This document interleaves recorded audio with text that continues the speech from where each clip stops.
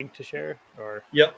Hey guys, welcome back. Round two. It is still raining here. I will tell you, my shoes are still wet from the round of running into the house 20 minutes ago. They are still soaked. I'm soaked past my knees now with in my work pants and long johns. I'm absolutely drenched. But listen, it pissed me off. We're back. Okay. So there we go. Yeah, don't share that link I sent you just a second ago, or we'll have a bunch of people in here with us. Got some YouTube one. I'm gonna get out there. Yeah. Did you jump on to share it with YouTube? Hang on, because we'll have a new one. Maybe. I got my post notifications from Narcoleptic Customs, so cool. Got that going right now. Deal, dude. I cannot believe what happened. That is absolute insanity. That was literally crazy how that happened. But why don't you tell them why it was a good thing that you were the guy that it ended up that happening on? You're kind of telling me a little bit beforehand. Yeah, so as you'll see when you go through and watch the video, we just kind of rolled with it because for about 8 years, for the Toledo Mudhens and Walleye, they're the minor league team for the Detroit Tigers and Detroit Red Wings out here in Toledo, where I'm from. I was actually their audio guy and on-field MC host / announcer, whatever you want to call it, for 8 years. Nice. So kind of like being in the showbiz, when something happens, you play it off as not really a big deal. Yeah, let's keep moving on, even if it sometimes is a disastrous big deal. You keep rolling with the punches and you just do what you can do. Yeah, man. Well, hey, listen, I really do appreciate you handling that as well as you did. I know it was probably a little bit crazy there for a minute, and I'm messaging him. I'm like sending him Facebook messages like, oh my God, dude, I'm trying. So, 815, welcome back, dude. I'm excited to be back in this. I will tell you, it's still raining here. It didn't look like it was going to be as crazy. So it came back. I was like, let's go, man. And you were gracious enough to want to drink beers with me after I got so frustrated. I'm glad you didn't have my phone number, because I'd have called you, or I had your number. I'd have called you. We need to get the numbers. Yeah, we'll do that for sure. I think you probably went over a lot of stuff. The sad part is we didn't have the opportunity for me to learn any of that. So if you want to give me like the glossy recap of maybe like some of the dumbest mods you've done to cars and some of that other goofy stuff, that'll be fun. Yes. Of course. Yeah. The beer I had out here is still cold. Here, hopefully I don't get storms. It started raining as I was walking back out, but we're like 5 hours apart, so it shouldn't be the same storm. Yeah, I hope we're not going to be on that long, I'll guarantee you. Well, I told everyone about my first car. It was actually a 96 Mitsubishi Eclipse. Got that around Fast and Furious stage, and of course I Fast and Furious it out. Had a full body kit, built the motor. That wasn't riced out. It was very clean. No decals, nothing crazy like that. Then after that, I got into my BMW. So actually I had a Talon, a Laser, and an Eclipse. So I was full DSM fanboy. DSM dude. That's what all the cool kids were. Yeah. Back when your car made 300 horsepower, dang, you just ran a 13-second, bro. You're like the fastest one out here. Yeah, you're the fastest kid here. And now my wife's BMW X5 runs high 12s with nothing, and it's a big, huge SUV. Right. Yeah, she does that leaving the stoplight and smokes some kids. That's funny. Exactly. No, we did stuff like that. With the cars, we've put on stupid mods for fun, like exhaust. So we had a Ford Festiva back in the day that we riced out for fun and kind of did YouTube stuff before YouTube was around. It was just kind of recording videos with a big old camcorder and making home movies. Right. Yeah. I just actually shared a Facebook post. Memories came up. It said 12 years ago when we had an all-wheel drive Eagle Talon, and my buddies would like skitch in on the rear bumper on a sled, and we would be doing like 60, 70 down the road on sleds, just doing all kinds of dumb stuff you shouldn't be doing, but it's so much fun. Yeah, that's hilarious. We would do the same thing. We did a lot of that. It would snow randomly here in Northwest Arkansas, and it was on. Like I had a buddy that had a Jeep Wrangler, and we would hook up the ski ropes and jump on knee boards and stuff and just be in the ditches and everything. That was a good time. Yeah. Tubes and all that kind of crazy stuff. We've had buddies. We've put cars into ditches because they're having fun. A buddy in a new STI, he wanted to drift with us. We were in parking lots. He went too wide, smacked the curb, and folded the rim over, Yeah. fended all the suspension, everything. Oh, man, Yeah, you're like, oh man, good luck, bud. like, oh, that sucks. Sorry. Yeah. And the bad part was the wheel was literally like this, but the roads had at least 8 inches of snow, and he drove it all the way to my house like that. Like normally he wouldn't have been able to, but since it was so snowy, that sideways tire acted like a ski and just slid all the way back. That's crazy, dude. That's fun. Crazy. Yeah, good times. What else did we have on our list there? I'll pull up some pictures. We'll go through some of the pictures. Yeah, because you sent some fun ones, like from your wedding. I think this was. I tried to show some of them from my phone, and then a lot of them I just sent to you on Messenger, so I didn't have them on my phone. But yeah, it was my wedding. That was my BMW S1000 RR, because I've been into bikes. I grew up, I was racing like a Yamaha YZ125. We had a Honda Z50. That was my dad's when he was a kid. So like nice. It was a 1970. That's kind of that's how like I grew up working on engines, because it didn't run at the time. I got it running. Racing dirt bikes. Then I got like a Yamaha R6, then a Yamaha R1. Yeah, big boy status, got my S1000. So that's such a crazy bike. So I rode 2000 to probably 07 or 08 was my sport bike days. My favorite bike was I had a 2000 Gixxer 1000 Suzuki, and it was just so much fun because it would wheelie like crazy. Like so wheelie.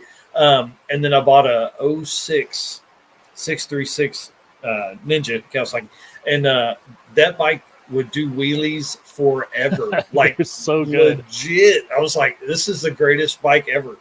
So it was fun. So this bike, the S1000 RR is insane. I want to say when it came out, it was like the shit. It was the highest horsepower and fastest bike, beating out the Busas and the 14 of the day. Like my specific one, it's actually a funny story. Man, we need to interview him.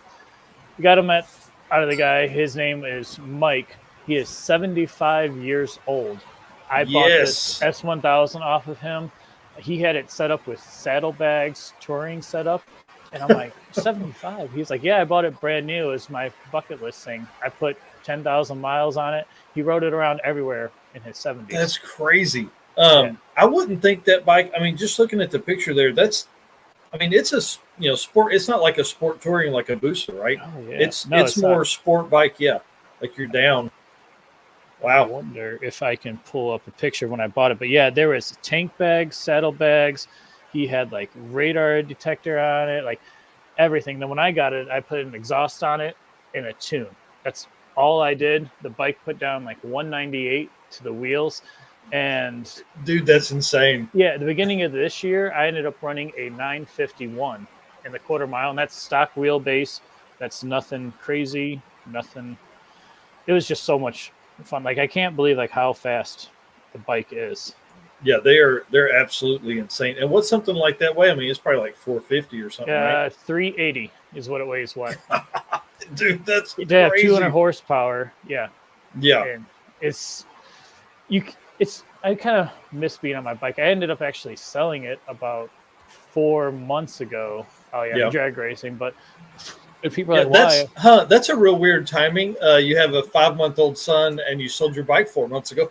That's weird. Yeah, and people are like, oh, you did it because your son. I was like, actually, no, I did it to buy more car parts because I've had that bike. I've had sport bikes all my life. This one was for the last 3 years. And in the last 2 years of having Klaus, when it's actually running, I put a couple 100 miles on it in the summer because, hey, it's 75 or 80 and sunny.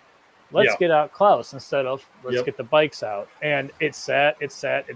And I'm like, this is still a $12,000 ornament sitting in my garage. And that was like, plus it's faster.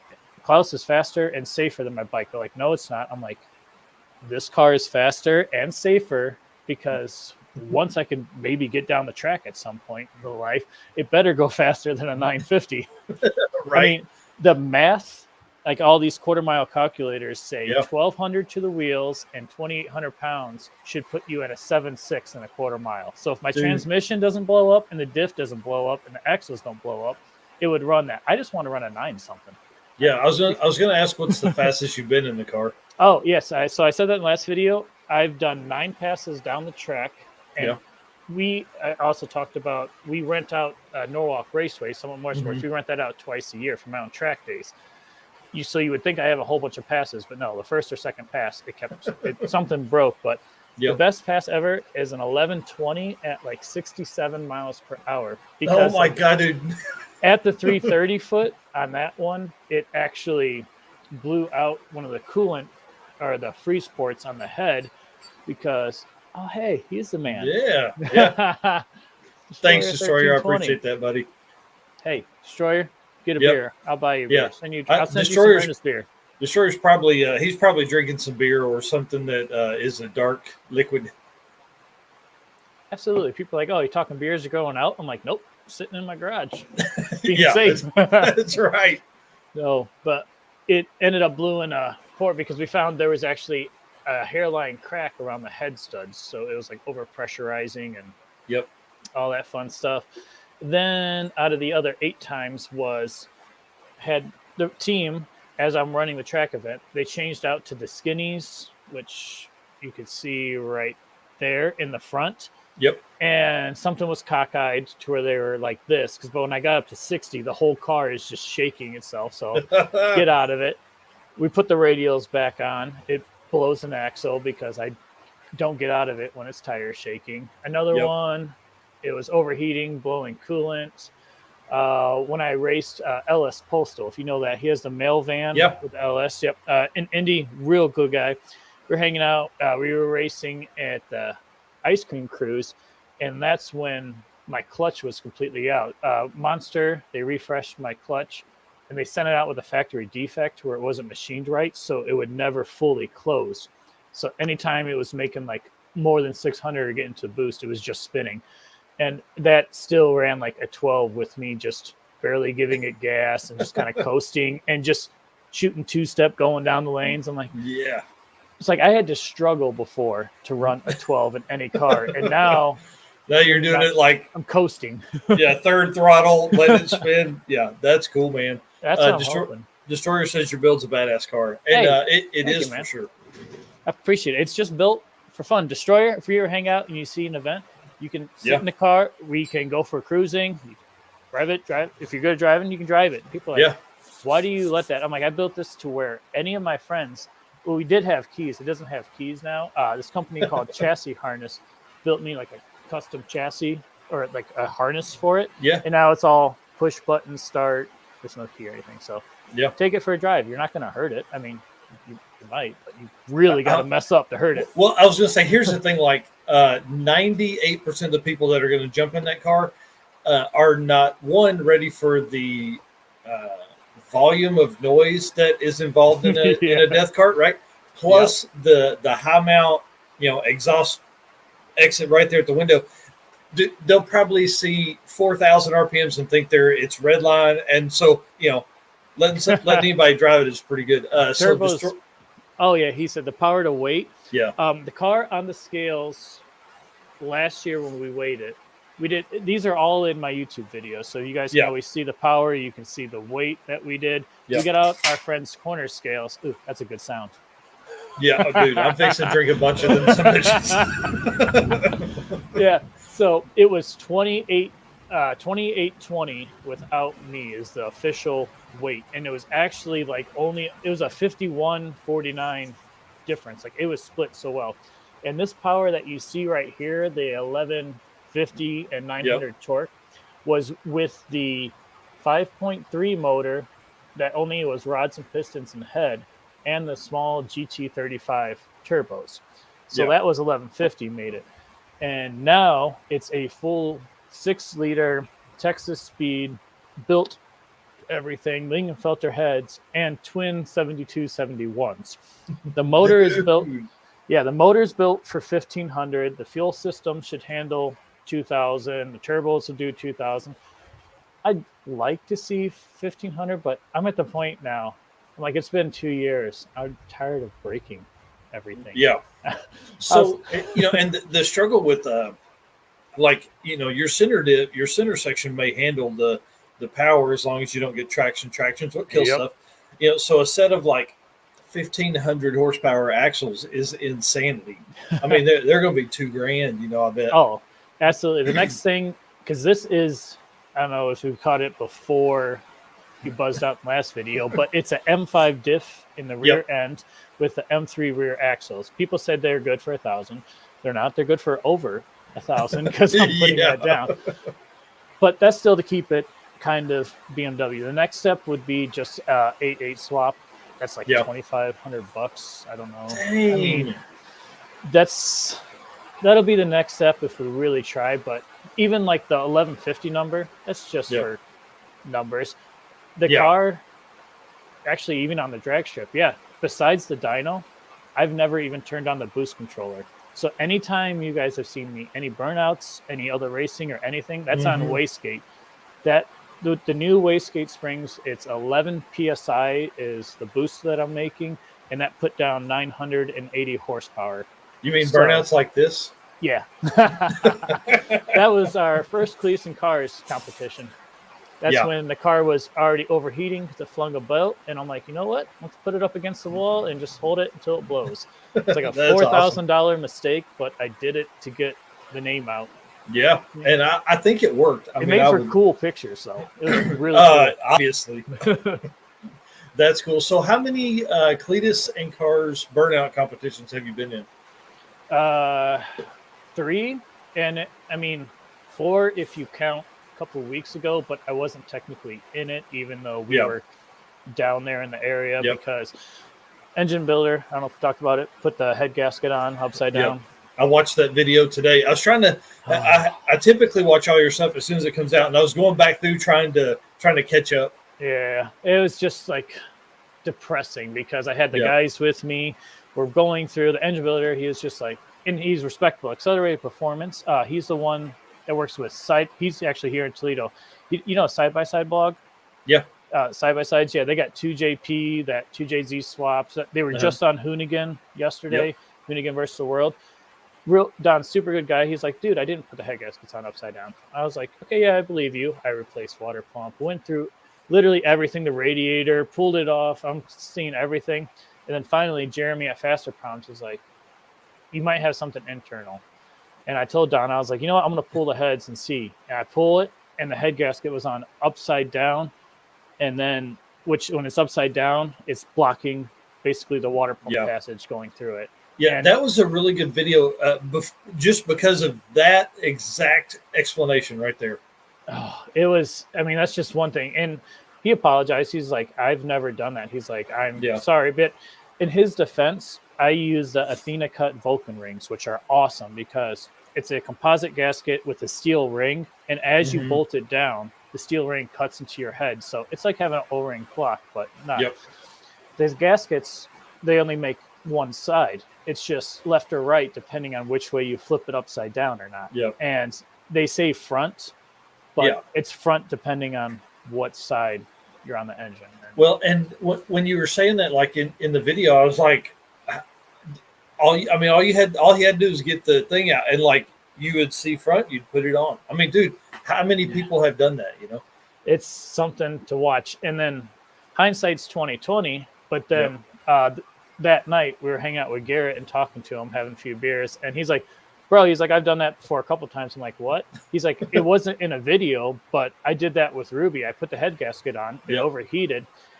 And I was like, well, what'd you do? He's like, I took off the water pump, shoved a screwdriver and chiseled out the gasket. I'm like, that doesn't work. He's like, up until Ruby's motor blowing, he was like, it did 2 Rocky Mountain race weeks, multiple 7-second passes. I'm like,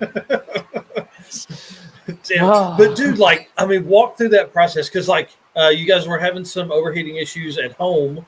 Yeah. And you had to be down there 2.4 hours of the mullets, get down there for, be in the burnout competition. So like you had to load the car up. You guys go to Jeremy's shop. You end up taking the heads off the car, finding that. I mean, like, you're right there.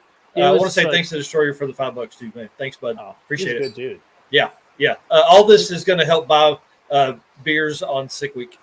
Yeah, beers. Yeah. Oh, I want to go to that, dude. I'm telling you, I can't wait. I cannot wait. When are you going to do a drag and drive event with us? Like Midwest Drags would be good. It's close. Well, the plan was, since the car's been built, to do all of them. Yeah. But realistically, I should probably be able to make 1/4 mile pass before I do anything. Yeah. But especially Drag Week, because Drag Week is predominantly Ohio and Michigan. So like the Norwalk track, the Michigan track, and everything like that. So this week, I believe, or this year, I believe it's going to be like Dragway 42, Norwalk, and Indiana one and back. So I really want to do that one because it's local. So I'm still building houses for a newer company, so they're still weird about, hey, you're trying to take off 6 weeks in a year? What's going on? Like, what are you, crazy? Yeah, you're like, I am a little bit. I was like, I do a lot of internet stuff. Right? Oh, hey, there's LS Postal right there. Yeah, so my job I have now, been there a minute, like 6 years, so I have 8 weeks of vacation because I didn't take any vacation, and you can carry over 3. The problem is it's me and one other guy that run our department. So like I can't leave him alone for 8 weeks, so we're really, I've really got to shake the tree to figure out which events I want to do. That's the struggle. So we're doing Sick Week. That's in 6 weeks with Justin Chestnut. I hope he jumps back in here in a little bit. He's one of the guys that messaged me and was like, man, he's like, I'm at work right now. We usually have your live streams playing while we're at work. That's what I messaged you. I was like, okay, man, we gotta pop back on and say hey to some folks. And I'm glad Destroyer could pop in here too, obviously because he donated, but then too because he's a good dude. Yeah, he's a good dude. Yeah, he says, Carl, do you have a trivia question I can use for car guys? He's working on something. He hosts a weekly live feed on Tuesday nights. That's a good idea. We had a bunch because I was brainstorming with Rich, my buddies, and Hidden Motorsports because being in Northern Ohio, wintertime, there's only so many times you guys want to watch me tear apart this motor and put it back together. So we were thinking of like getting like the group of 4 or 5 of us around a big round table, have beer sit out. We start interviewing different people, and then we discuss like car topics. And we're like, hey, what do you think about this EV vehicle? What do you think about Ford doing this? And of course, as you get 5 or 6, you start to get more opinionated about your response and how you're feeling. Yes. So I don't even know. Actually, I can't think off the top of my head. So, Destroyer, does it need to be something that is pretty easy to get, or is it something that's like, in 1972, a Dodge Dart had 132 wheel horsepower, something like that. Or kind of give us some insight. The simple ones would be like, what's the firing order on a LS engine? Yeah, I don't know that one. I do know a small block Chevrolet. For whatever reason, that stuck in my brain from high school. Oh, them small block Chevrolets, man, they can jump a Coke can, all that stuff. Dang, double hump heads, man. It was, man, my uncle had one, hook on gravel. You would honestly not believe how many times we get that, because everyone talks about this car when we park. We get the older guys, and they're I got the 350. I had this. It's got the double pumper. It could do this. It could do this. Yep. And I bet you, and some of the guys are making stuff. They're like, I had headers, a carburetor, all this. Yeah, my 350 was making 700. I was like, oh, yeah, supercharger? No, that's just all motor. I'm like, man, it's all motor. Yeah, then we put a supercharger on it, man. It was crazy. Oh, there's just stories everywhere. They have 10 seconds to answer with hands in the air, so no cheating. Dude, I'm excited about this trivia game you're working on. Sweet, actually. Yeah. Like make a little game show out of it. Maybe the winner gets a prize, or you mail them something. I'm sure that's what he's got in mind. Oh, you could do it all with like live feeds. Like, we're split up. Yeah. Like 8 of them, 8 people, then just you in the center, or 6 people. And whoever wins. He's Destroyer's like the leader of our small YouTuber group. It's like whatever he finds all the cool stuff, and then he figures out how to work it, and then he brings us along with him. That's why we know about StreamYard, and we're not doing it on Zoom and things like that anymore. Oh, hey, you know what? Subscribe. Smash that Yeah. subscribe button. Like, Yep. comment, subscribe, whatever the YouTubers say these Yeah, days. right. Yeah. Scissor kick that subscribe button. Yeah. Yep. Oh, man. Yeah, That's so pretty sweet. Destroyer said, my dad has one saying a 289 Falcon stock pulled a wheelie. And it may have. He just had, 740 pounds over the bumper. Those cars were massive. Yeah. I'd love to. I know it'll probably break something, but I want a wheelie picture so bad. Dude, so, the big thing in street racing stuff right now is the weight that hangs way off the back, Beater Bomb did that. Beater Bomb did that. I mean, it's in the rules. It'll listen, work. I'm going to do it on the cart, but I want to put I want it to be like 12 feet behind me to see if we can get it up. Oh, that's whatever. What do they call it now when they have it in the front of the bumper? They got their little. I don't know. Mac TV talks about it a bunch. 815 says it's the butt hurt bar. Oh, yes, that's what it's called.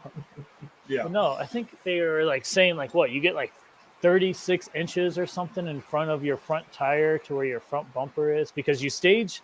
Ooh, that's a good question. You get the bar, the little license plate fold out thingy. Yeah. Yeah, that's a good question to ask guys. Be at a quarter-mile drag strip. Do you stage with your front tire and bumper, or do you finish with your front tire or bumper? Yeah. Because I actually did not even know that or realize that until they're you stage with your tire, but finish with your front bumper. I'm like, that's crazy because from my center of my tire to the front bumper is only 18 inches. So I think I could put a couple of feet or something in front of mine. Do this big long dolphin out there. It'd be something ridiculous for sure. But yeah, I just realized that. It's really close. See, so in that early picture, that's why your buddy put that way out there. Gosh. Yeah. He wanted you to run that 10-second pass, but you didn't do it, so that's why you ran a 12-second pass. Exactly. No, that's what I always called it a train plow because it was so low and big and out there. And I was just no, that is just way too much. So Destroyer says, my dad always said, ask Bob. He saw it. Bob was gone years ago. That's great, man. Oh, so man. I'll tell a funny story. I had a S10 Blazer in high school that had a V8 in it, right? I had a big converter in it. It was just a stock 7.5 in the back, one wheel. But the shocks were blown, so you could do the, bounce up and down. Yep. and the second or third time it'd pull the wheel, so I'd tell everybody I did wheelies, So. Oh, that would be. I've seen those. Yeah. We had something that did that. I had an old. Oh, was it? It wasn't an S10. It was an old Chevy something 4x4 with a wooden bed. And I called it Big Bertha, and it was just meant for doing burnouts. I had it for probably 2 weeks because that Eclipse that you saw ended up breaking Christmas Eve. I needed something to drive back to Toledo because I'm basically from the Norwalk area, which is about 2 hour or hour and a half from Toledo. And I was I got to go back to college in 3 days. And buddy's I got this old truck sitting in the middle of the field. Give me a couple $100. And I was deal. Let's go. I'm in. That's awesome. Straight Six fan who was on to kick off the 12 Pods of Christmas has a Ford Fairmont he calls Low Fairmont. And he is trying to sell it. So, dude, tell us what happened. Tell us. Buyer came and looked at it, realized it didn't have an LS, and decided to buy something else. What's going on? Because it's still small block Ford powered, which is cool, I think, now. So it looks like some of the comments are some of that. For the folks that are watching on Facebook, I'll try and bring in some of the YouTube comments. And the same for some of the YouTubers. I'll bring in the Facebook comments. Yeah, Low Fairmont's a good. It's a great name because it's all about cheap performance, which was here we go. He said he was a good home to send it to, but he didn't have enough money. Yep, that's true. I hear you. Yep, pay up, sucker. Give me that money. Give me that money, dude. I've had actually guys. I think Steve or Mike, who is now actually watching. So I gave some of the guys crap in the last feed. They're like, oh, I thought it was a recorded thing. I was going to watch it later. I'm like, how many times did I have to say live feed? Live feed, bro. To come watch the video. But now they're actually in there because I think I guilt tripped them in. But good. We were on our way to either Indy or something. We stopped to get gas, and questionable crowd walked up to us in a not so good area. Didn't know what they want, and they were like, build me one of these, and they were like flashing money. They're like, how much is it gonna cost? I'm like, I wasn't joking. I'm like, you probably can't afford it. They're like, what? I'm like, if I had to build this car for someone else, it would probably be $60,000 or more. They're like, what? Oh yeah. I'm like, well, think of maybe $20,000 in parts, and then think of 1,000 hours of labor. Yeah, like it's ridiculous. I mean, now I could build it really quick, but the designing it and just, you're like, oh, hey, I messed that up. If I would have knew that, I could have built it in a quarter of the time, which is why the second version, I talked about that in the last video, how about the accident and getting crashed. I basically, the first year it took me a year to build the car, and then this took 4 weeks, 4 to 6 weeks. It was crazy, the turnaround time. Like, I remember seeing it, I was like, oh my God, that would put me out for a while. Destroyer is right, guys. Listen, do us a favor. If you're on Facebook, hit the share button real quick. Just hit it. Hidden Motorsports needs way more attention than what they have, so we need that. And then if you're on YouTube, make some comments. Go over, make sure you subscribe to their stuff too. I'm going to get a beer with us. Yeah. Hang out, guys. Like, I always explain that to my wife too. She was like, how come you're on your phone? What are you doing? I was like, I'm actually not doing stuff. We're in group chats with your group of friends. So it's like having your 10 buddies, your closest buddies, and we're just talking all day. And I was like, that's how it is with this stuff. Just come and everyone hang out. But, man. Straight Six fan said he blasted it out on Twitter too. Appreciate that. I just dropped the link in the comments to the to Hidden Motorsports YouTube channel. You guys make sure you go over there. Listen, here's the deal, though. Not the dildo. The deal, though. That's a great joke. If you're not with your boss, he'll go, "Here's the deal, though," and you're like, "Dildo." Anyways, that's a good one. I love that one. Go over, share it, but watch at least 4 or 5 minutes, because like it's not about, for you guys right now, it's not about the number of subs, it's about the watch time. Oh yeah, honestly, I think we were still talking about the last video. We're not even monetized. We got 1,000 and some subscribers, but I don't have enough content to be able to post every single day. Unless we're going to start talking about like some of those videos and like talk shows, kind of like what you're doing. But then people watch them, but it's just not physically enough to get monetized, which it's not about the money for me, or telling everyone before who now is just tuning in. I didn't even get a YouTube channel until after this car was done, because I didn't care. I was like, I built this for me. I wanted this. I don't care. But then so many people are like, well, how'd you do it? I want to know more. I want to follow this along. They're like, do YouTube. And then I was computer illiterate besides our MySpace days when we were doing HTML code. Listen now. Hey, MySpace, you're getting into my age group now, man. Dude, that's my age group. I was full on emo kid, okay? MySpace days. You're ready. But I had to learn, and that's a big thing. I think my first couple of videos were 10 minutes long, and it was probably like 5 hours of editing. And now my videos, I try to keep around 10 to 15, just because a lot of people, unless it's really good content, don't want to sit there for 20 some minutes. But I can bust those out in under an hour now. That's probably the hardest part. Like anymore, I like you, Destroyer. as I record, as I hit the record button, I'm thinking, how am I going to put this on camera? So it's really saved me a ton of time. Plus, it's something you learn. I don't give a shit if people watch them. I want people to, but we're building a brand, the whole brand. We're gonna, like, 2022 is gonna be nuts. We're gonna shirts and things like that. So for us, it's about, I'm gonna cram it down people's throats whether they want it or not. 100%. That's what I did too. Like, we got a whole bunch of merch. We probably have.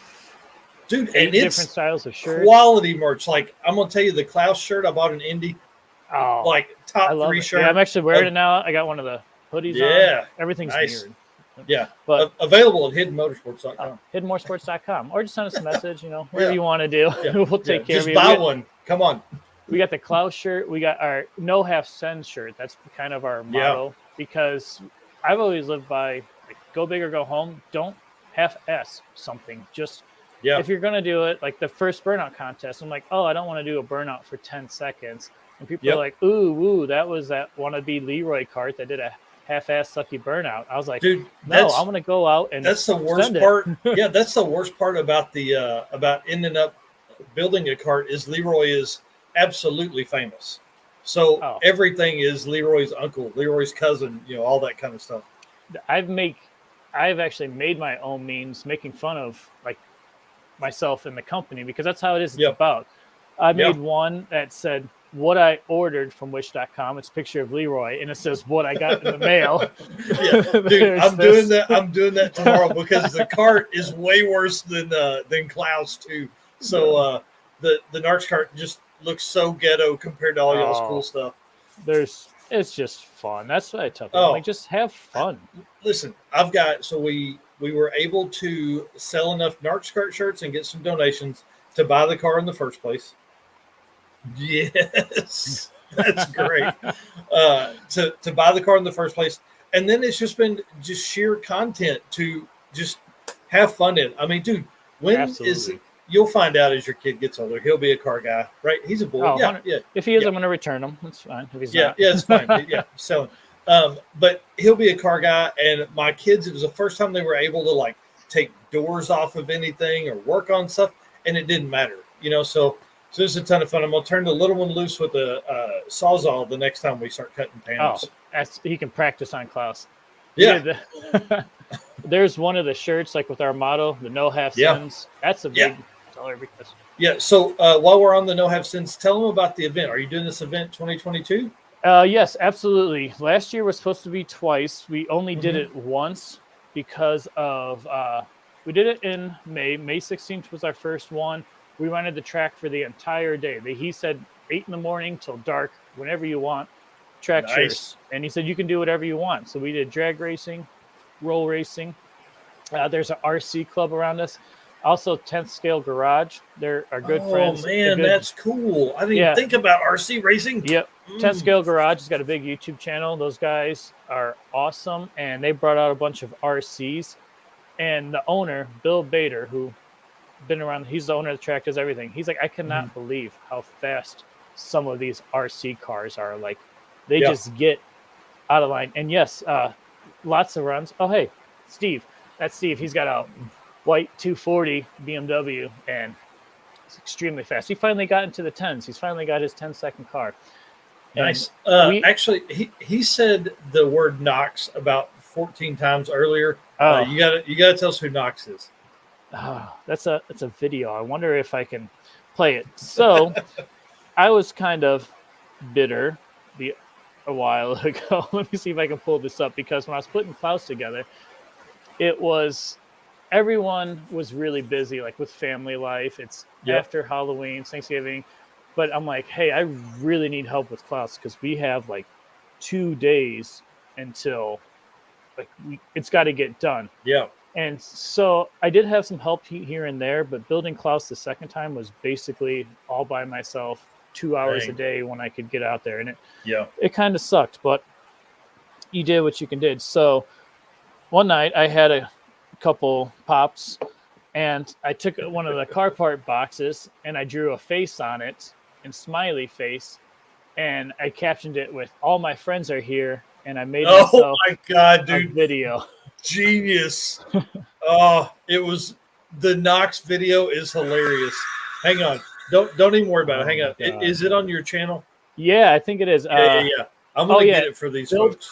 It's building Klaus, putting him back together. Yeah.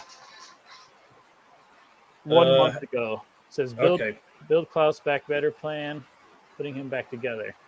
And then there's a part 2 of where they came and stole him. But it's just all my friends. Oh yeah, no prep RC racing. Yeah, apparently the RC racing is huge. They talk about different tires. They're talking about putting prep down. They're talking about all this stuff, and it's all 10th scale. Yeah, it's 130 feet, and like I was amazed about these guys treat this RC racing just like no prep racers and these cars are fast. I could not believe how fast they were. Sorry, I'm working on. I guess I'm. You get it. No, so with the event, there was another BMW guy who just got one. He had 20 runs in the first hour. I'm like, stop racing. You're going to blow up your car. Hey, stop. you need to do an Ironman trophy. That's what we do at our streetcar shootout. You need to do an Ironman trophy. However many, whoever has the most passes of the day gets. Yeah, there was basically no waiting in line in the staging lanes because Norwalk was so efficient. Cool. It was just straight through. And I had guys that paid $100. They ran 15 runs. I'm like, bro, it's only been 2 hours. You got another 4. They're like, I haven't raced my car this much this year. I'm good. Yep. And they were fine. But yeah, here's that video. Yeah, here I'm gonna play it real quick because this is awesome. Oh, can you get the sound? You got to have the sound.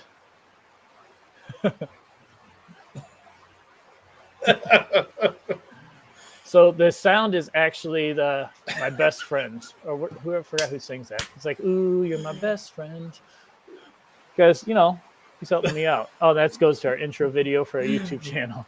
Dude, that was the best. I saw that come up and I was like, this guy is on it. Oh, it was one of those things, when you're just like, screw it. I'm just going to go do whatever. Yeah. Have some fun. Yeah. Knox, that's a good one. That's a very good one. That's what we called him, is Knox. And then a few days later, my buddies Chad and Shane, I guess, got drunk downtown, and they weren't too happy with saying, oh, this is all my friends. They broke into my garage that they have keys to, stole them, and then we're interrogating them with jumpers, cables, fire, and all kinds of stuff. I'm like, I hate you guys so much. That's awesome. Dude, you've got to do another Knox, because I'm sure he's destroyed now, and just put him in the back seat as you drive around if you're by yourself. Exactly. That's what we got. Barry in the back. He's my friend. Yeah. That was actually a diaper, or not a diaper, baby shower gift. I'm like, I don't have any room for the 7-foot bear in my house. So I threw it in the car. And then I was like, you know what? I'm going to leave it in the car. Yeah, man, my grandmother buys those big, and I'm like, oh my God, like, what am I supposed to do with this thing? It takes up a whole corner, and there's spiders that are behind it. I guarantee it. 100%. So your dad seems super cool, right? In the video, I think a couple months ago, you took some family members for a ride. Is that right? Yes, my dad. He was one of those that was, if he watches this, he was talking to big game, saying, I had fast cars back in the day. Oh, what'd you have? This 300 horsepower. This. I'm like, Dad, it's not fast cars. I was like, do you want to drive yet? He's like, I'm going to drive after we go for a ride. I was like, you have to be careful, because the slowest he is 920 horsepower. We're on country roads. When the turbos spool up, the tires break loose and you have to drive through it. And he's like, oh, I can handle that. So then I took him and his buddy for rides. And if you could see in this video, when you watch the YouTube video, he's holding on. His face is getting all crazy. And then after it's all done, I'm like, you ready to go for a ride? He's like, no, I'm good. And I was like, oh, are you scared? He's like, no, I'm not saying I couldn't handle it. I'm good. And then I did that whole video of like, why you always lying? Dude, that was a great video. So same deal. My dad had always ridden motorcycles, and I had that Gixxer 1000, and I tossed him the keys, and 70s and 80s bikes, I mean, they made 80 horsepower at the most, the biggest, baddest stuff. He came back and he was like, I don't ever want to be on anything like that again. I was like, did you wheelie? He's like, in 4th gear unintentionally. He's like, I thought going, 70 or 80 and being able to roll on the throttle, he's like, it'd be fine. And so, he didn't ride any more of my motorcycles. No, that's how actually I was born. So my parents always tell me this story. I was born in the 80s, and I had teen parents. My mom was 17 and my dad was 18. Yeah. And of course, they're like, yeah, you weren't in an accident. I'm like, yeah, you were both senior in high school. It was a back seat of the car. Yeah. I think he did say something like that. I tried to. But so apparently, I was born on June 16th. My due date was June 10th, I think they said. Mm-hmm. And my mom said you just wouldn't come out. So being the responsible 17-year-old, 18-year-old kids they are, my dad had an old Suzuki something street bike back in the day, whatever they were in the 80s. And they went for a motorcycle ride. And there's a picture of it. I'm like, you guys are crazy. My dad's like, yeah, to get it out, we jumped railroad tracks. And the whole time I'd be like, no, you guys are joking. Mom's like, no, it's true. It's not responsible. We would get some air over the railroad track because it would slam down. And that's actually what started the labor. She's like, that's how you went into labor. I was like, you're joking, right? They're like, we're really not joking. I'm like, yeah, we're really not. So irresponsible. That's great, dude. I was like, is that why I like jumping everything and going as fast as I can right now? Yeah, that's why. 100%. I'm sharing out the live feed here again real quick. Oh, that's so much fun. Oh yeah, there's all these comments. Oh hey, Straight Six Fan said, yeah, I'm a big believer in the under 15-minute ideas. Yep, for the videos. Yeah, man, I'm telling you. So if you don't follow him, his channel is great. Highly edited stuff. Really, like you can tell when he goes in, he has a great idea of what he's going to do, and his videos are easy to watch. Like that's the biggest thing. Consistency is hard. I can tell I've been drinking beers too fast and talking too fast already. Oh, yes, that went everywhere. Yeah, I'm gonna have to go get another one here in a minute. Okay. I was supposed to work on this stupid Trailblazer tonight, but that ain't gonna happen. Yeah. On these big jobs. Probably not. Yeah, that's right. Stupid GM engineers. Here, dude, crazy thing. I commented on Patina Pit Stop's video earlier that GM engineers are idiots. Yeah, I saw that. Yep. They took it down. They took my comment down. I'm like, I'm gonna get kicked off YouTube. I was kicked off Facebook for a week. I can't be mean to anybody. It's Facebook's Nazis, and I think YouTube are now, because I was talking to Fast Proms, a lot of people, I guess they changed monetization, and no one makes money on YouTube. They think all these big YouTubers make a bunch of money. No, it's all on it's merch. Yeah, you really don't get, even Cletus's videos, he doesn't get a whole bunch of money. I mean, he does get good money. Yeah. Who does Demolition Ranch? He does good on YouTube. Dude, that guy makes some money. Money. That's awesome. 815 here says, here comes another band. That's probably true, and that's why I'm not saying wiener on Facebook. You literally cannot say anything. I think some of my videos will slip in cuss words now that are accidents, because I don't care. It's true. Some people wouldn't believe, like the whole Cletus group, if you hang out with them outside of videos, they're regular dudes. It's a sailor. It's a bush light in your hand and every word that you can think of. And then they're on screen, but that's part of it, man. You know what I mean? Like they got a brand. They got little kids that watch their stuff. I can appreciate that. Me, I mean, I've said some dirty words in front of some kids, and I'll probably say them again. I mean, my kids know what we call them Miss Leanne words, because she cusses worse. Because she cusses worse than I do, and so they're Miss Leanne words when Daddy says them. Yeah, you try to be good for the most part. So Michael, no idea how to say your last name. There are too many letters there that don't have any consonants or vowels in them. So I'm like, I don't know. Listen, I'm a redneck. I'm country. You didn't meet him because he was not at Indy. Oh, dang. That's Mike Stribney. He is the one. Oh, you didn't see the last video. The Black 335. He is the master tech of Hidden Motorsports. Nice. He used to work for reasons, BMW, and he was the headmaster tech, like in charge of all the intricate stuff. So he knows all. Please tell me you call him the headmaster. Oh, he is a good headmaster. I mean, sometimes there's some tickling involved, but hey, $20 is $20, man. Exactly. That's how we do it. So if I hate GM engineers, I can't imagine how bad BMW technicians hate BMW engineers. Oh, you should hear the stuff that he says. Like, yeah. Why did they do? I ask him, like, I'm working on the car. I'm like, why is it like this? He's like, that's because why? That's how they designed it. I'm like, this is the stupidest thing in the entire world. Stupidest, like, I mean, just trying to screw somebody out of time in their life. It's crazy. I'm changing a valve cover. It's actually right outside the door. A valve cover on a customer's car, and the book time is like hours, like 4 or 5 hours. You got to pull off everything in the entire car to get to anything. That's what we tell people. I'm like, it's straight. BMWs are straightforward when you know what you're doing, but there's just so much you have to take apart to get to something.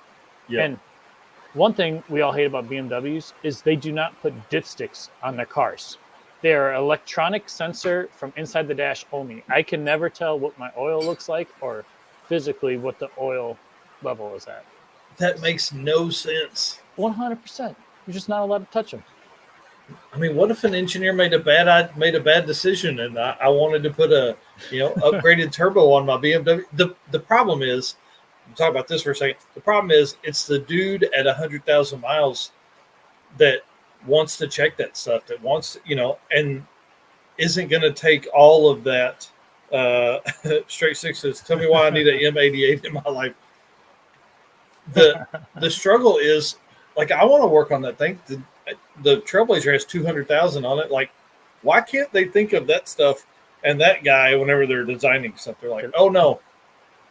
BMW owners, once it's time for maintenance, you're supposed to buy a new BMW. That's how they have to, like. I can't do a German accent right now, but they're like, oh, don't mess with our stuff. Don't touch it. Yeah. 50,000 mile service. Oh no, just lease another one, please. There's so much stupid stuff in BMWs, but I love them because they're very, like, there's a lot of luxury in them, and they're still very fast. And then with minor bolt-ons, you can go very fast. But now they're getting to the point where some of the older models that are turbocharged are like $5,000 and $6,000. So you're getting these kids with no money and they don't realize that, you bought it for $5,000, but it's still a $60,000 car. Yeah. So when we're like, this part costs $800 and it's going to be $1,400 in labor, they're like, what? The car barely costs that. I'm like, it's going to take me 10 hours to fix this oil leak on your car. Yeah. Oh, Dan loves his E36. And probably all the rusted out rockers like every single E36 has in the world. I think Dan's car, it's an LS as well with twins. Eric tells us that car makes like 800, I think, something like that.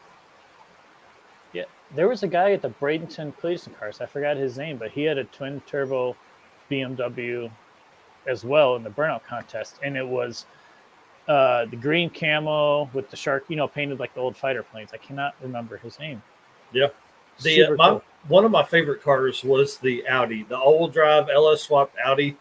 That dude was insane. Didn't he get thrown out of like LS Fest or something like that? I'm pretty sure he got thrown out of because he wouldn't stop burning out. Sure he got thrown out of that event, if I recall correctly. I like his style. The Maniacs Garage swapped the 49er 50 Ford on a like full-on BMW chassis. That's a great build. You can do that? Wait. Yeah. What BMW like chassis, like the body of it, or just? No, so like they, from what I understand, they chopped the body and then laid this chopped 49er 54 down on top of it, and it worked. It's like a shoebox, not like a Mercury, like the big. Yeah. It's like the shoebox style. Everybody chops the top on it. It's a great build. Maniacs Garage, highly recommend them. I think 2022, I'm going to start hammering them to come on and talk about that build too. Stuff with Cletus Automotive. What's up, dude? Hey, what's up? Twin GT35 60 LS in Dan Z36. So Eric and Dan run 815 LSX swaps. They are in like Rockford, Illinois, or something like that. So I believe we all hung out at Indy. Yeah, yep. I believe. Yep, I got a bunch of decals. I think you guys got a bunch of decals for them. Yep. I'm really glad they were there. I kept telling, so I brought a grill. I kept telling them, no, don't worry about bringing your grill. It'll be fine. We unloaded the car to go drive around on Friday night and left the damn grill in the garage and drove over on Saturday morning. So, my dumb ass. Luckily, they had their grill. They fired us up. They gave us some hot dogs, and we went on. If you don't mind, I'll tell the story of Indy and how you saved our ass. Oh, we didn't even know you guys. I was like, you're coming over. I was like, they have an Exo cart. I automatically love these guys. And you had like no room to park. I'm like, hey, they're with us. Yeah. You park right over here. Yeah, dude. it was so. The whole Indy video. Our Indy trip was eye-opening as to how little I know about shit. I bought a pit pass, which only got the car in, and then I thought the pit pass would get the car and myself in. That wasn't it. So we ended up paying like $400 and something to get in because we had to buy a ticket off like StubHub or some shit like that. So my brother could go in. It was crazy. So then we go to pull in. We're in line at 8:00 in the morning. You're like the first car in line. I don't know. You had to get there at 4:30 in the morning. Literally across the street, and the front entrance, our B&B house was like 3 houses in from the front entrance. We were on the track. Yeah. It was wild, dude. That's what we'll do for this year. We were close, but I think we were still 4 or 5 miles out. So we see you guys. We get parked. We're like 10th or 15th in line, something like that. I mean, it's a big long line, and people just keep coming in. Well, when we pull through, I give the lady the pit pass. She's like, "Yeah, park over here in the grass," which is like nobody's ever going to see the cart. Yep. And I had been purposely like liking everything on your Instagram. I was commenting on shit. I was like, if this guy sees us, he'll know who we are in case something happens, right? Because we had kind of talked a little bit before, like, hey, I'd love to park the carts together. You know, Absolutely. I think it would look cool. You had the best parking spot of anyone that wasn't like in the YouTube area, right? Right in the corner. So we park, and I'm like pissed. Not as pissed as I was earlier when the live stream went down, but I was pretty pissed. I was like, man, nobody's ever going to see the cart down here. And they would have, but it wouldn't have been nearly as cool. And so I run up, and y'all, big-ass parking lot. Like, you know, this has an oval track. It's got a drag strip. It's a big old parking lot. And I, like, take off running, and I run up, I'm like, dude. And you guys are setting up. Y'all are so nice. You're setting up. You got the huge tent, you know, all these shirts. Everybody's doing stuff. It looks so cool. And I'm like, hey, can I park by you guys? Because we got fucked and we're down here. And you're like, yeah, dude, come on.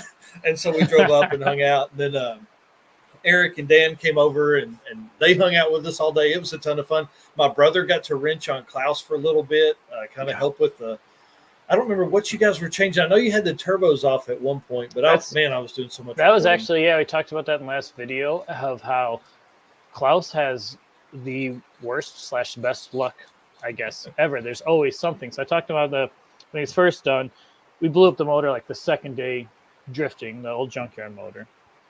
Then we built the fully built 5.3, and we kept chasing the issue of overpressurizing the coolant system and the car overheating. And that went on forever. And then when we got to Indy for the burnout contest, after it's going through the drag strip with the bad clutch racing, I'm like, this is still effing overheating. What the hell? I was like, it's pushing coolant. I was like, maybe the heads need retorqued because of the head gaskets, how they cut in. Oh, so that's right. Yep. Yeah. So we went through and we just basically retorqued the head gaskets. Then we did the burnout contest. And then, after 45 seconds, the car overheated. And then this time we learned from last event, we put in safety switches. So when the car hit 240 degrees, it retards all of the timing so you can't blow it up. Because I probably would have did it again. That's pretty smart, man. That's pretty smart. Yeah. So then that's when we ended up finding out, like, still couldn't. We pulled the heads, and I tested them myself because Lingenfelter said they're fine. I'm like, they're not fine. I was pouring, like, right in here, a bottle of water into the intake runner, and I could see it come out by the spark plug. There were little pinholes in the head so under pressure, then it would force it into there. So we had that problem. Then the second set of heads had hairline cracks by the head studs. That's why I was overheating. Engine builder put the head gaskets upside down. That's why it's overheating. Windage tray is hitting on the rods, throwing metal throughout it. So that got pulled. It's literally, this is why Klaus has not ran down the quarter mile, because every single time it's something happens. Yeah. And I'm not trying to put the blame on others, but it's always something besides me purposely blowing it up. I didn't touch. It's not on my fault. It's the engine builder I hired. It's these heads I paid good money for. It's these other heads I paid good money for. It's this good clutch I paid for. And then the company argued with me saying, no, send it back. It was Monster Clutch, who have been great. And it was right before Indy, like a month. And I'm like, I need another clutch. I was like, I sent it to you guys for a refresh. Yep. And now it's not working at all. Well, it's not us. I'm like, well, can you send me another one? I'll send it back. They're like, that's not how it works. We'll only work on yours. I'm like, I have to leave in 3 weeks. I need a clutch. They're like, sorry about your luck. And then X Clutch, the Australian company, reached out to me. They're like, we'll send you a clutch overnight. I'm like, I love you Let's guys. go. Yeah. Let's go. Send it to send the other clutch back to Monster, and they're like, yeah, we machined it wrong. Our bad. Oh, yep. You're bad for sure. They sent me a new clutch back, and I just ended up selling it. I was like, they're still good guys. I'm like, Yeah. but for you to not even want to help me, I'm like, I don't care. Send me another one. We'll work out the money, but I just need another clutch now. Yeah, right now. Got to go in. It's always, I'm not putting the blame on other people, but it's always something that's like out of my hands. Because if it's in my hands, I'll force it. I'll get the car done. It'll be running, but it's always something. It's always something with the car. That's how what it is. Man, hey, yeah. I completely understand 100%. 815 says Indy was an absolute blast. Just need a burnout car for this year, which he's I think bought 2 different cars that he's intended to do burnout cars with, and then has sold them. Because like he's got an LS Swap 240. He's got a Fox Bodywood twin GT45s on the LS. Yep. I saw that one. And so then Dan's got 2 other projects. They've just taken on like an El Camino, so they're busy. I get it.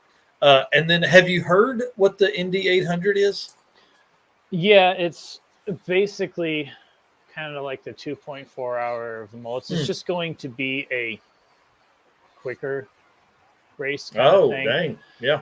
But yeah, I'm even trying to get into that too. We'll see how many butts I got to kiss or strings I got to pull to get into. Because that's why I'm like actually extremely grateful, because our YouTube channel is not big. Our following's not that big, but I guess it's over the past couple of years of the presence of About Kids. And like every time we've hung out with Garrett, I'm like, hey, let us help you clean up the track when it's done. Let us help you. Like, for the last Gleason Cars event, you saw the whole burnout pit. Me and my crew built it. We volunteered our time to do all that stuff, and stuff like that is where he then said, you know what, you guys are part of the YouTuber section. You can park with us, sell the merch. That's cool. Do whatever. Yep. But we're not cool enough to get invited to these YouTuber races yet. Dang it. I know. It's just cool. That's like, we don't do it for that. He even said to Garrett's like, oh yeah, thanks for all the help. He was like, you guys go run through the merch booth and grab however many t-shirts you want. I was like, dude, I don't care about that stuff. That's cool. Like hanging. We're all sitting, basically George was just throwing us bush lights as we were putting this entire burnout pit together. We were all we're sitting there riding like on top of trailers and vehicles around the track, and I'm like, this is not safe. We should not. Glad no one's recording anything. Yeah, we should not be doing this right now. That's awesome. It is a whole lot of fun though. It's like stuff like that. I'm like, it's fun. It's help out. It's all about networking. I tell everyone, I'm like, be nice to everyone. And I have people like, well, I hate people, screw people. I'm like, well, that's how you're missing out on opportunities. I'm like, just be a good person and be nice to everyone, because you won't realize what things will come in line. Like there's so many people I've met just by offering up, like you, for instance. They're just like, oh yeah, you're a cool guy. Come over, hang out, do stuff. And dude, listen, I really appreciate that day, because man, it was I was fixing to be hurt, because we'd spent so much money to get there, and then it was going to be like, nope. I've been in those like situations before, and it sucks. So I guess that's the same way too, like why I let kids rev the car, because I was a 10-year-old kid. I would have killed to rev a Corvette or something. Oh man! Day, but they're like, no, don't touch it. So I'm like, oh hey, this is this race car. You want to sit in it? They're like, yeah. I'm like, hit that start button. They're like, yeah. I'm like, hit the gas. They're like, what? I'm like, do it. People are like, what happens? I'm like, there's a rev limiter.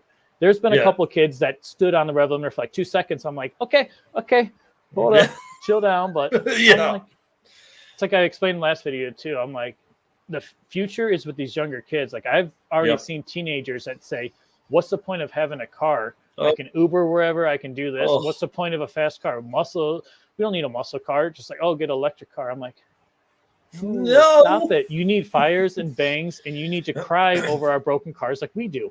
So that's right. That's right. You need to go through what I go through. Exactly. Yep. That's awesome. And that's so true.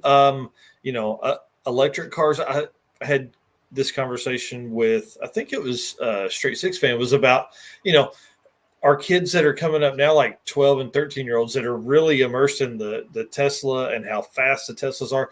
Are we going to see some individuality, which is why we build cars the way we build them. We want it to be ours, like, are they going to do that with, are there going to be some swaps from electric stuff that's going to be, not just interesting, but that will really raise some eyebrows?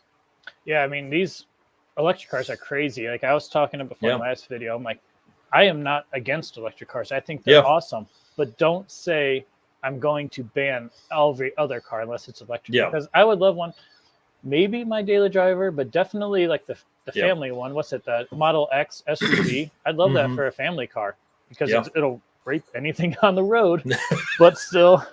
I would love one of those, but I still want the car. It's like I talk about. I have my 5-month-old son, and I hope he's into cars. I mean, hopefully he is. And I'm sure he will be. I've talked about it like since I was a teenager too. I'm like, when I have a son, I want his first car to be something that we build together. So like start at 12 or 13. And so I guess it would be like something with our age, working on a 70 Challenger or something, building it to be a first car. So I guess for him now, it might be a 90s DSM or might be a something. That's their classic car. And we'll build it up. And that's so scary. I know, we're so old. Dude, you have no idea yet, friend. You just wait. Being born, that's when you tell people, like, when you're born, I'm like 1980. They're like, 80s? I'm like, I grew 80s? Up in the 90s. Yeah.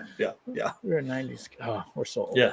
It's brutal. I'm telling you, man. I graduated high school in 99. It's been a learning curve. I can only imagine, like, when my parents would say all the crazy stuff, I'm like, whatever. But now I see it and I'm like, oh my God. I have an 11 and 8-year-old daughter, it's crazy.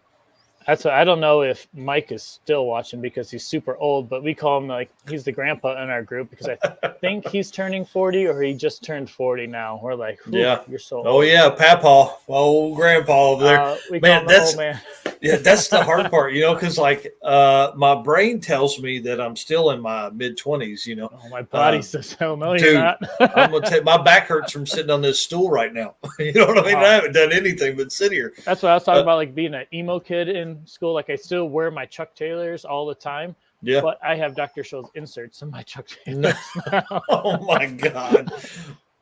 So 815, I guess, is probably asking how old you are. I think you were mid-30s, right? 36 and 4 or something like that.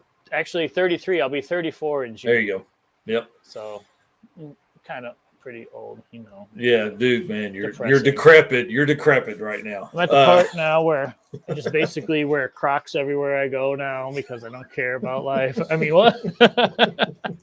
That's awesome. Got the 4-wheel drive part switched down, man. I'm ready to go. There is a guy that's online. He's making spoilers and exhaust for your Crocs. They hook onto the back of them, and I want that. I mean, that's genius. Like all the little stuff that you could get for your Crocs. Who would have thought those shoes would have been such a huge hit? Oh man. Eric he's 35 with the 16 and 13-year-old. Dude, you didn't waste no time. I'll give you that. You didn't waste no time. I can't imagine that'd be like me having a 14-year-old. Dude, right the good thing is though, sitting here, I'd be like, bro, what's up? What are you doing? You'd be like, hey, grab me that wrench. Work on this. Why are these heads not pulled off the car yet? Yeah. Hey, Dad's talking. You work.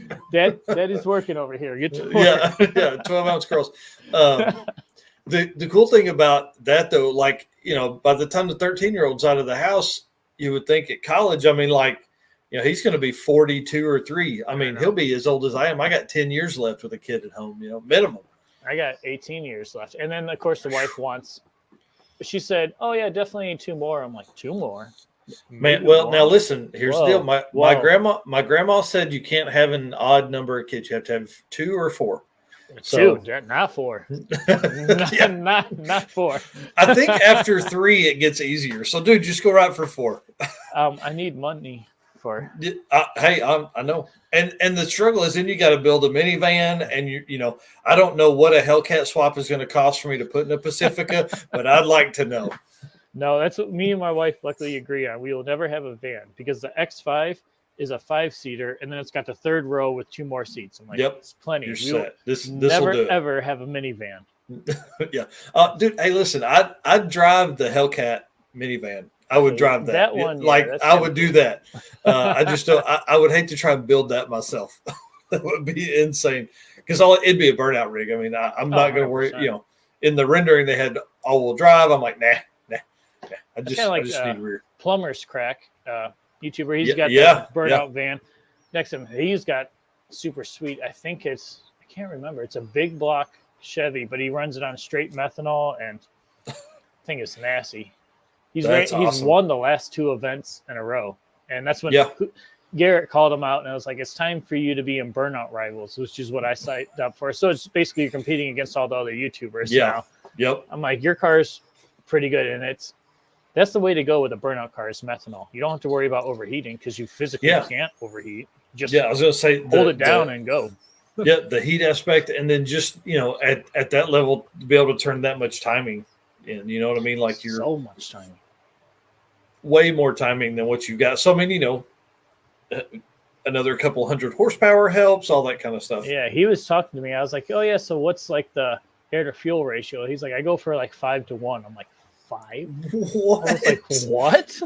That's crazy, dude. And it was on a carbureted. I'm like, you can run methanol on carbureted? I was like, I know nothing about the carbureted world. I make fun of my friends that still believe in carburetors. I'm like, stop it.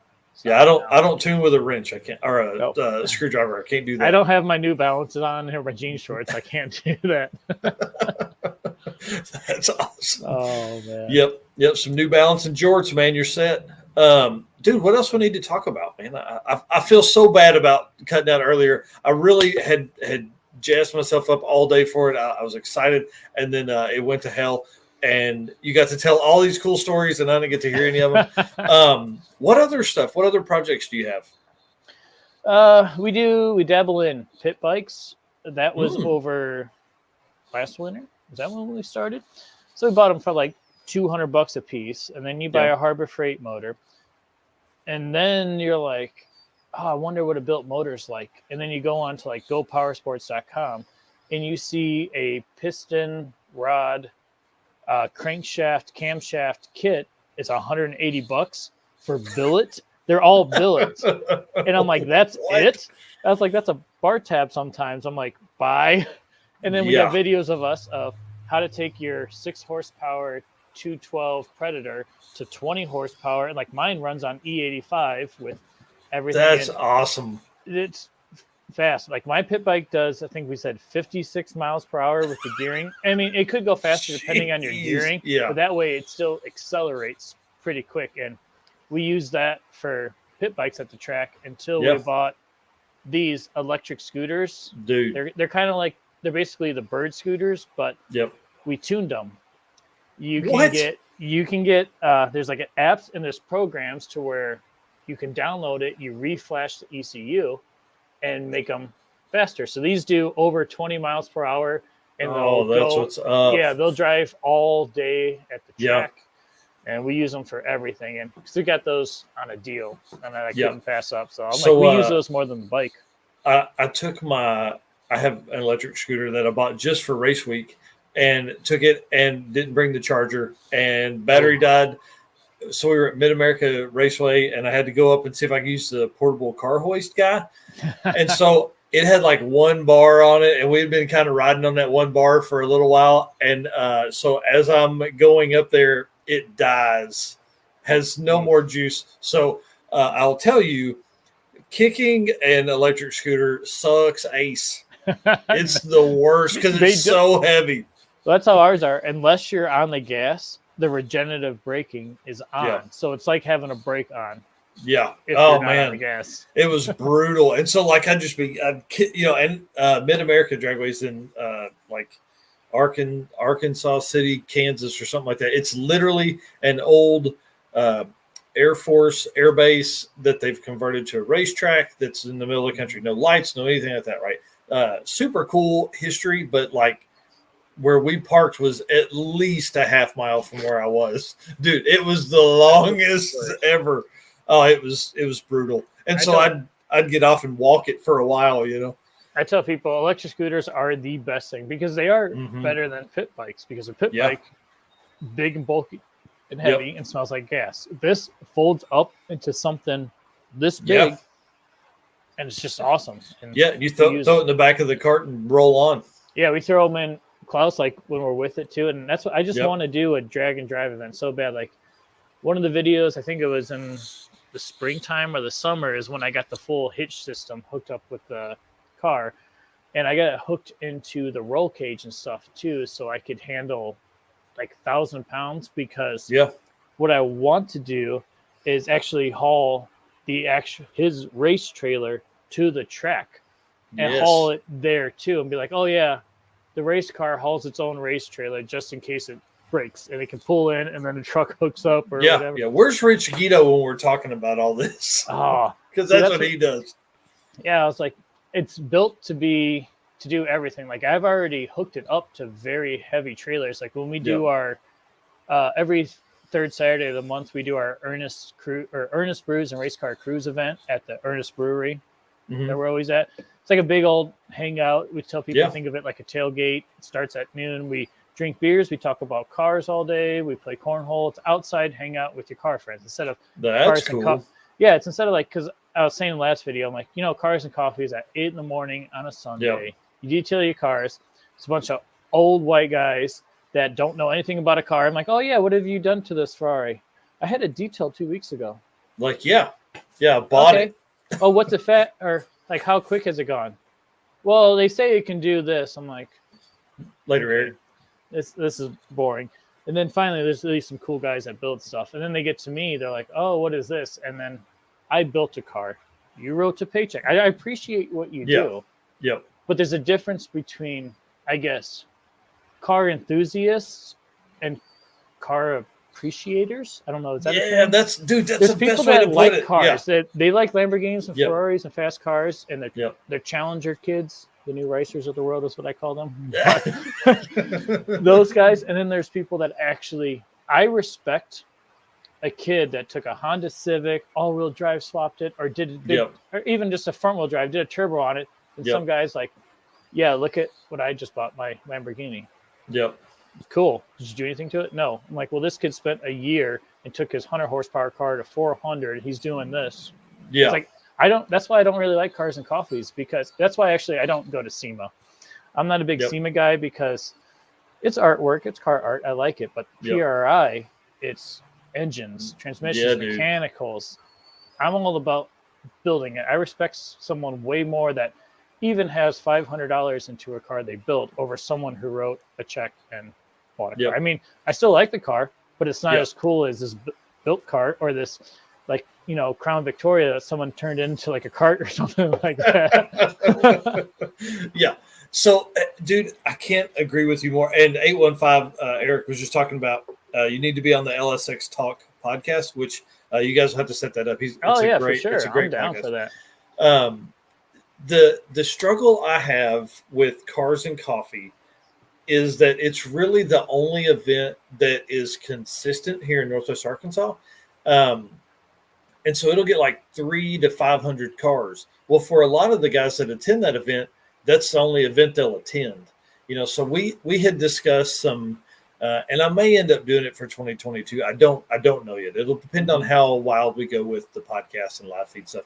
But we had discussed doing, like a brews and cruise, and just hang out and be old cars and like talking to folks and things like that. So I think that's actually our name. That's our Saturday. Our name. It's Ernest Brews and Race Car Cruise, but we all just call it Brews and Cruise. Yeah. So we tell people, I'm like, it's super laid back. I bring a grill. We have our whole merch booth set up, but I also bring my home grill.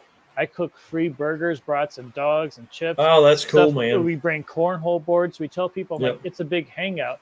And then we actually have a lot of older gentlemen that bring like 1920s and 30s Fords and Model Ts and super cool stuff. Yeah. And we make a point. We go over there because since they're interested in something like what we're doing, we're like, your car's awesome. These guys are like here at every single event. Yeah. And they bring out the lawn chairs and sit up. I'm like, this is a super laid back, have some beers, everyone hang out and talk about cars instead of here's some coffee at 8 in the morning.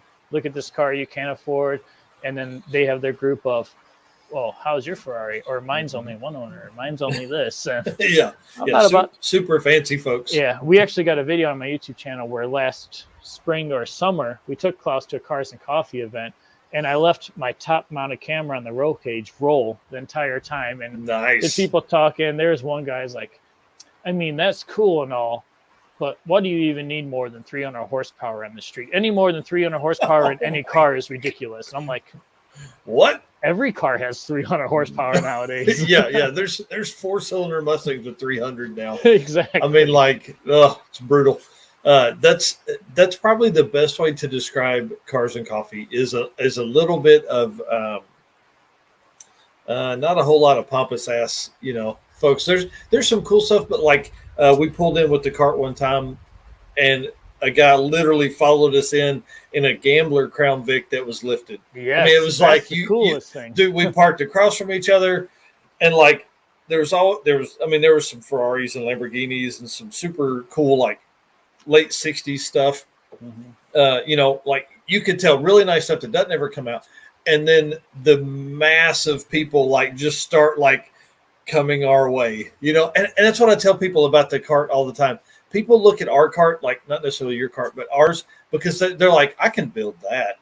Yeah. That guy took a Crown Vic and did that, I tell people the same thing about mine too. I'm like, yeah, it snowballed into a really good engine and turbo setup, but originally I was like, you can do this. And that's the same thing too. Like the TRC, so that racing channel, which I'm sure you know, they did a full feature on us. So that's on their channel, they have it. And I think I shared some of it, or I downloaded it and like did some cuts for my own. But there was actually, as we were filming and doing drag racing, there was a car show happening. It was a classic car show down the road. We passed it while we were flying and we're like, classic car show, let's turn around. This will be good footage. And we pulled in, parked next to like 72 Challengers and stuff like that.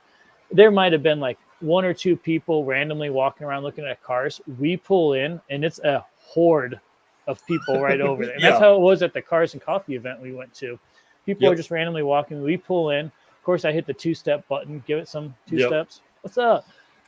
And then people just come over, especially they're like, what is this thing? And I'm like, that's the reaction I like, instead of, that's a really nice Lamborghini. Or, I like, what the F is this? How drunk were you when you made this? And I'm like, that's right. Dude, we had a hood stack on the old truck it didn't have a hood. It just had the 90-degree up and wastegate. It looked really cool, man. And before we did it, I took it to a car show and I back in and I just put that some bitch on the limiter. And this guy had and it was a nice car. It was like a late 70s, early 80s, 240. Or 280, whatever they are, like the big long nose car. And it was nice and it was white. And like you could almost see him in a sprint coming over and like walks up and I'm getting out. I'm slamming the door on the truck. I'm the shit that flew around in the back because I did a burnout as a pass. I'm like, all that stuff. He's like wiping down the car. I'm like, oh my God, I can't imagine. Like, I get nice paint. I understand, and I can appreciate that. But like, dude, like I don't want to own anything like that ever. I don't ever want to own anything that I'm like, oh my God, it has dust on it now from this dude's exhaust next to me. And he was like, he had a spray wax. He's waxing it down. He like immediately gets in it and parks it somewhere else. I'm like, that's no fun. So I did it again. I think my daily driver BMW, which has like 600 horsepower in the kill tune and it's like 400 on the 93 tune. I think it gets washed twice a year, maybe 3 times a year. Nice. It's in the car. And then people are like, oh, you just hit the wall. So, you wall tap during burnout. So like, oh, your paint, or like I'll strap the cornhole boards to the top of it before we had the trailer mount. And I strapped the mini bike to the side of it before. I ratchet strap it.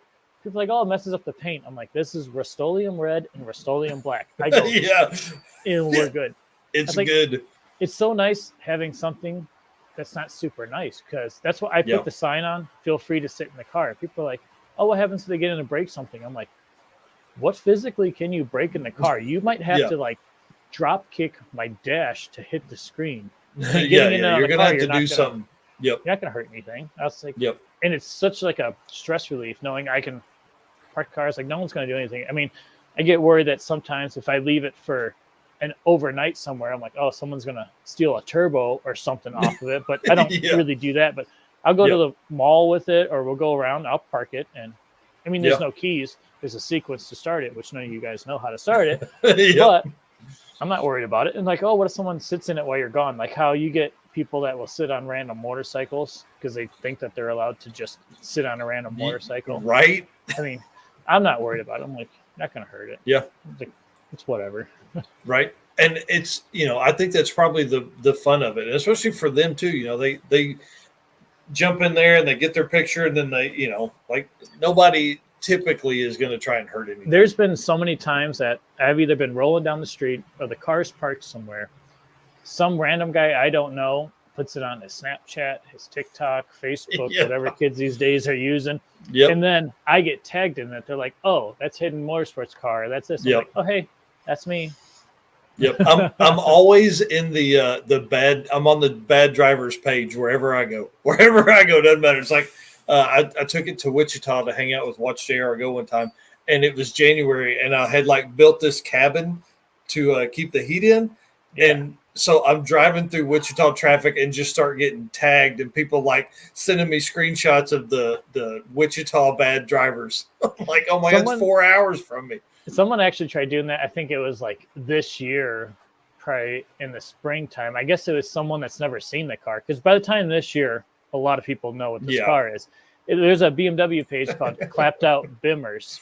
Oh, It's basically where everyone takes pictures of the worst looking BMWs that are just rust buckets falling apart. Someone took a picture. They're like, haha, look at this one I saw going down the street. It's probably the worst one ever. And then they tag me. They're like, that's Carl with Hidden Motorsports. He's the king of our Clapped Out Bimmers group. That's awesome. And you're like, what y'all don't know is it really is a great car. There's so many I want to say hi to Bad Tree Productions. This live feed is going way better for me. We're an hour and a half in, and last time I made it 20 minutes, and then Carl took it on for another 20. I tried to give a little bit of information, but it's much fun more talking to someone instead of talking to myself. Yeah, conversating by yourself, dude. That's why I started having guests, man. Because one, I love talking to you. I love getting stories. I love finding out like how you got there and all that kind of stuff. Hey, thanks, dude. Thanks on the 3,000 subs. 3,000? I want to be there someday. I'm still only at 1,000. Dude, it's so weird. Well, I'll tell you something. We have a lot of new folks that are paying attention to our channel, right? Mm-hmm. So we grow at 2 or 3 a day. Okay, nothing wild. Except on race week, we grow pretty big on race week because it's just so dumb, right? I get some. Yeah. And then, but we've been hard at it for about 3.5 years. We've got, I think this makes number 700 for video count. So just keep that in the back of your mind, everybody. So we didn't get here overnight for sure. Yeah, I think I'm at, I don't even know, 100 and something. I don't even know what I'm at now. Dude, Bad Tree Productions is 19 subs away from 3,000. So everybody that's watching this, go over and sub to that. Let me grab his link real quick. Bad Tree Productions. I'm going to click on you right now. Can we say? I think I can say sub on the live stream. I think I can do it, but I don't think anybody needs to say it in the chat or something like that. So what you do is you pull it up, and you hit this little red button that says subscribe right there. Boom, subscribed. Yeah, then the bells, then all the stuff. Bells, scissor kick the like button. YouTube things. All that stuff. Oh, that's awesome. Oh, he's got some cool stuff. There's a dart. Oh, that 402 dart's sick. Yeah, I dropped the link to his channel in the chat, and it should be up on YouTube and Facebook as well. Oh, yeah, he's got some cool stuff in there. Yeah, he's got a great channel. People. That's what I like. Yep. Oh, man. Yeah, I've debated on just really getting rid of. I don't have Motor Trend. I had almost bought the subscription to Motor Trend, but I'm like, I don't need to spend any more time watching any more TV than what I do now. I almost want to cancel my cable because it's just all YouTube guys I watch now. Supporting, I guess, the smaller guys. All of us that are doing it for fun. I got so many, like on my personal YouTube, people that I'm subscribed to because that's just what I watch throughout the day. I don't watch anything on TV. Even I have Motor Trend TV because it's included with my package. I don't even watch it because I hate commercials. Yeah. So I got YouTube Premium because I don't want to see an ad. I don't want to see anything. I hate it. He says, it's hard keeping up on YouTube and have no time for TV. Editing videos, I've got, I bet 6 videos in the hopper right now to edit that I, literally with doing the 12 pods of Christmas, I don't have time for. We've got a bunch of other stuff going on in life too. You got Christmas and all the travel that comes along with that, I re-shrubbed your front yard. Yeah. That's awesome. That's awesome. Let's see. See, I've never done live videos on my. Am I allowed to? Don't Yeah, you need to be like a certain amount of no, people? no. So subscribers to do live feeds? you can do lives. You just can't accept, like, you wouldn't have the opportunity, like Destroyer earlier that donated. You wouldn't be able to do any of that because you're not monetized. But yeah, you can do lives, and you got to start doing that, dude. I'm telling you, start doing that. That's we fun. talked about before. You know, the great thing about the comments is stuff like what's going on right now. You know, these guys are commenting. We're actually conversating about their comments. You know, it works out well, and especially with the following you have. Yeah, I'll jump over and grab. The Instagram is stuff. huge. Like my Instagram's like 10,000 followers. I'm like, yeah, why can't y'all like follow the Hidden Motorsports YouTube channel? That would really help out a lot. Yep. So, you know, we've been down the rabbit hole of just sending so many people on our Instagram. Like I started going through the followers. I was like, hey, this is a recent video that I liked. This is a recent video, you know, that I did, you know, what was my favorite recent.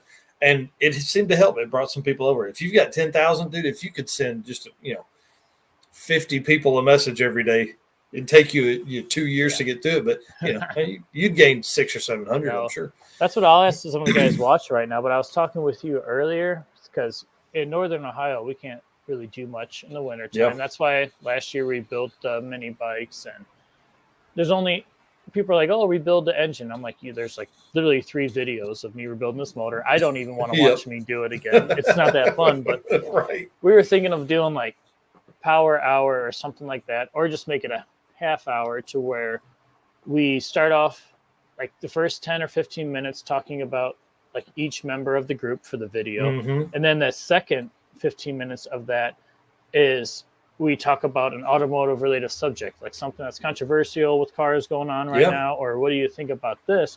But it's also power hour.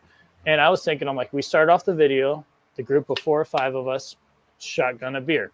Then after that, it's every 10 minutes, you have to finish 1 beer. So like, 10-minute timer, you better finish that beer. Because as you have more, you're going to get a little more talkative. You're going to get a little more opinionated. And you're in a group with your 4 or 5 buddies. Because I know every single one of you watching, when you guys go out to the bar or anywhere, and there's 3 or 4 of you car guys, you have a couple beers, the conversation turns to cars, and you're all talking about cars. The wives are sitting back there like, I hate all of you. Why did I go out? My wife, she won't go out with me and my buddies anymore, really, because she's like, all you're going to do is talk about cars. And like me and the wives stand over there and figure out what we're going to do. My wife I'm just going to do what I want. thing too. Luckily now, because we've been together for like 8 years, she's like, I kind of know what you're talking about most of the time. She's like, at the beginning, she was like, I don't know what you guys are saying. You guys are all talking about turbo this and this. I don't know what you're saying. Well, and what's funny, I'm sure you're on Sloppy Mechanics. The memes Matt always shares is like 48, 80, 80E, 88. It's just like neutrals, and they're like, what? What's that mean? Yeah. So it's just like you run through the SBE 53, 78, 75, 80E. Like it's just like the string of shorthand, what we call it anymore. That's always like the people that are outside of the BMW world. So like when I say E36, E39, F10, F12, and just keep going, people are like, what's that mean? I'm like, it's the chassis designation of the car. Yep. Which I don't know, is that like that in other car groups? Do they talk about chassis, or is that just the BMW world? I really think it's probably more like BMW and Nissan does a big deal, and then I think Lexus gets into that a little bit too. Yeah, I don't know why we talk about what chassis the car is. Yeah, because BMW is one of those companies that they don't have names for their cars. Every number means something. Like the 325.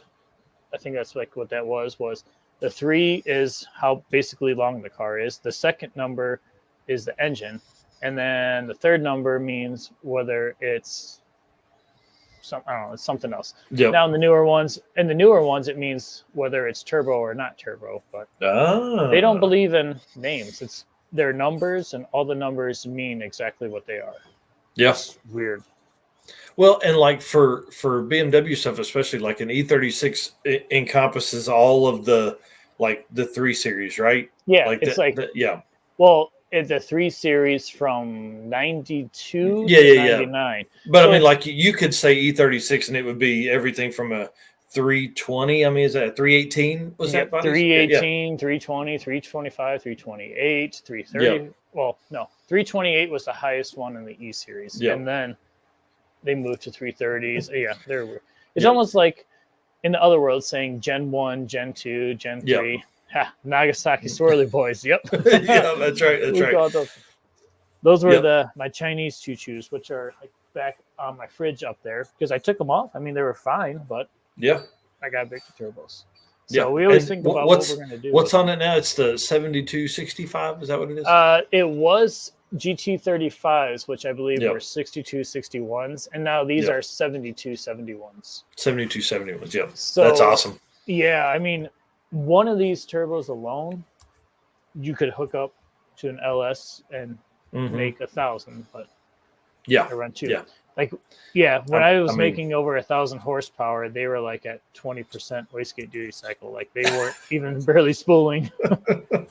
That's awesome. For all the guys that are just popping in, the car makes 1,200 plus wheel and weighs 2,800 pounds. So, Well, yeah, you know, it was 1,200 on the 5.3 motor and Yeah. the small turbo. So this is the 6-liter with the big turbos. And when we dynoed it that time is when we had that monster clutch issue, and the clutch Yep. was slipping past 950.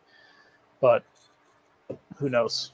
As yeah, soon as we get everything worked out, we're in it. But all of it. it's like what I told the tuner. I'm like, there's no point. The bigger number, I guess, is for Internet Cloud because the wastegate tune is like 900 horsepower. It spins the tires anyways on the street. So Yeah. what's the point? Well, like, so the old truck makes like a legit 500 wheel, and it was built for burnouts and ice cream. We had that conversation earlier. Yeah. 40 roll in hard in second, and it just obliterates the tire smoke show. Like burnouts, man. It's all it's for. That's like then the only reason like I take it off of the waste or like basically turn the boost controller on is if I'm on the drag strip and I've already dialed in our wastegate tune, which hasn't happened yet. Because you can't make so typically is it axles that are giving you struggles, if the engine isn't overheating? Well, they are giving me struggles when they're wheel hopping and I'm keeping my foot in the gas instead of getting out of it like I'm supposed to. Yeah, that's what happened when I broke the rear pinion yoke and the drive shaft on the old truck. We were going to attempt a 300-foot burnout then, and it was like 2 hops, and then it just, wow! I was like, oh, perfect, tires are spinning, and then the drive shaft just went, blah, blah, blah, blah, So, bad treat, fastest pass in the car's 11.2, right? Yeah, the fastest pass is a laughable 11.2 at 60. It's like 62 or 67 miles per hour because at the 330 foot, one of the coolant freeze blocks out of the head pushed itself out because that's when we had the little crack in the combustion chamber in the head. So it was just pushing, I guess, exhaust gases into the coolant pressure, overpressurized it, blew it out. So it was like a 330 foot. I got out of it and just rolled through the traps, and you can see that. I mean, it was like a 1.4 something 60 foot. God, dude, you were on a mission. And that was like, the first time really on the track. And then every other time on the track, it was broken axle. One of the buddies who put on my skinnies, put the tire on crooked. I mean, they said everything was torqued right. But once I got up to 60 and 70, it started shaking more and more and more. And I could see the tire go like this as I'm driving. And then, there was the clutch issue racing. It's an issue. Dude, hey, it's hard. I have it's not hard made to... one actual pass. I'm like, hey, I made a good pass. I have not done that yet because I've gone down the drag strip 9 times, and all 9 times something has happened. So Dan was in there saying that he liked the car, and I didn't know. I'm sure he's probably seen it before, but I mean, if we're going to take the opportunity to bring it up here, I'm gonna do it. So hang on just a second. This is probably one of my favorite shots of the car too, just because it looks so cool.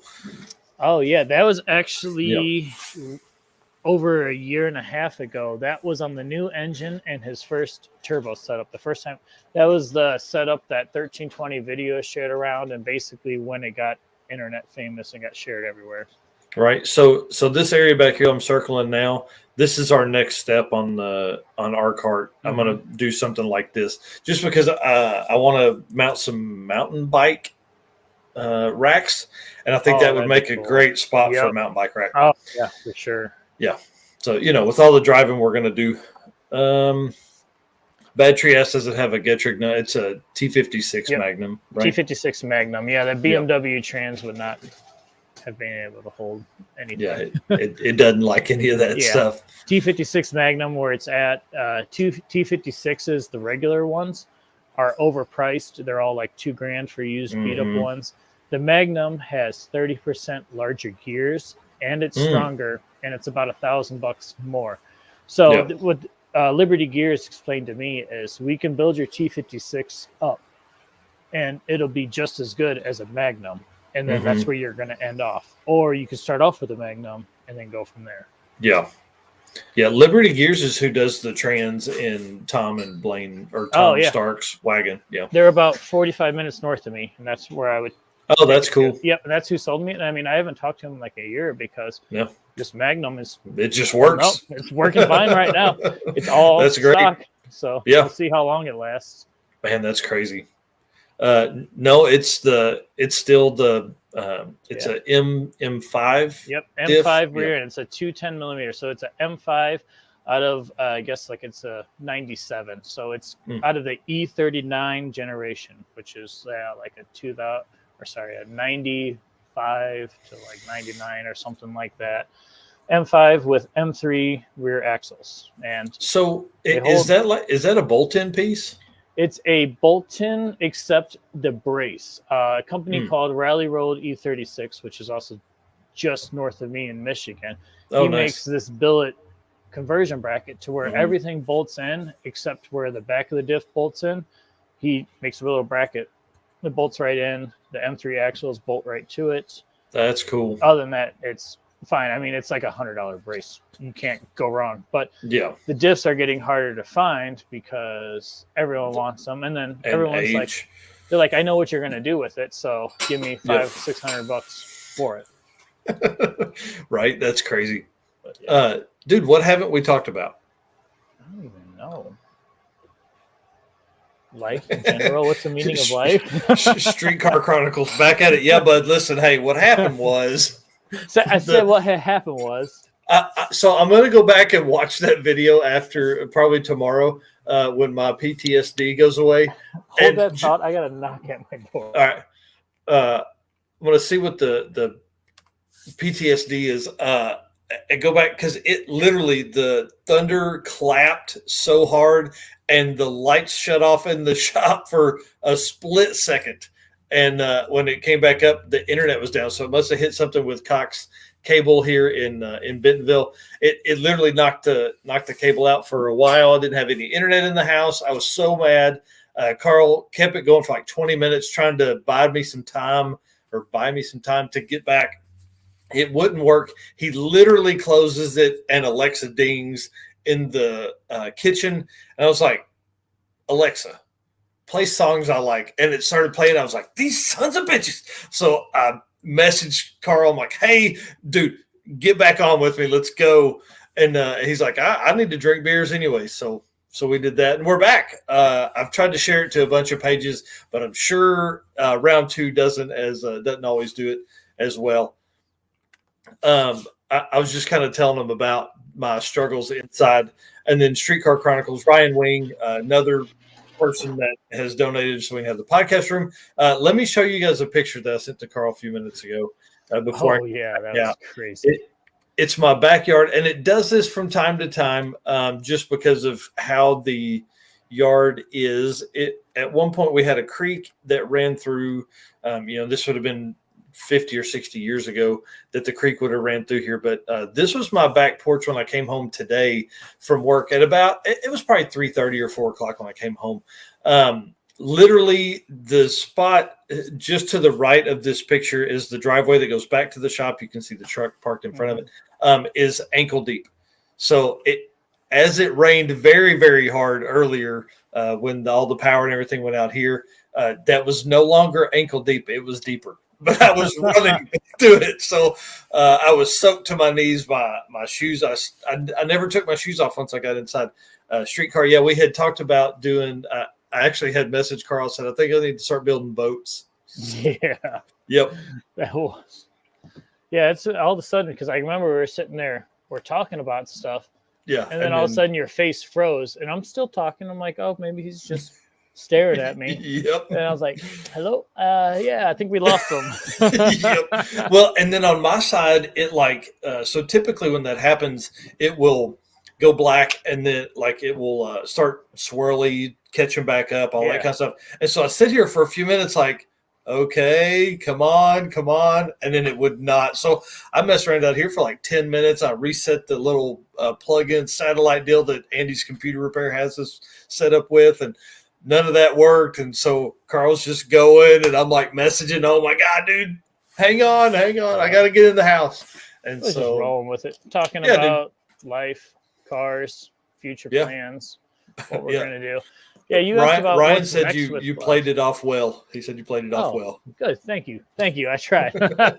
This happens. This is normal. Everything's fine. My life is kind of that meme of where the dog's sitting at the table drinking coffee, everything's on fire, and he's like, "This is fine." It's kind of my life. This is fine. That's awesome. All right, later, Bad Tree. Thanks for stopping in, dude. I appreciate it. Thank you, man. I think we didn't really talk about our future plans with Klaus was to eventually get down the track. Yeah, physically that. And then as for modifications, it's really the only thing I can think about next I want is an air to water intercooler. Get rid of all the piping. And then the brick that's just kind of in the middle and the Holly intake. Get that, put that in there. Yeah. We have the nitrous kit to install. That's on our drift vehicle. That's actually on Mike's 5 Series. He let me drift. We ended up breaking that really, really bad at our drift event last month. We hooked up the nitrous kits because the car probably made 100 horsepower, and we ended up throwing 75 shot through it or something like that. Yeah. With no tune. So the wheel bearings blew out.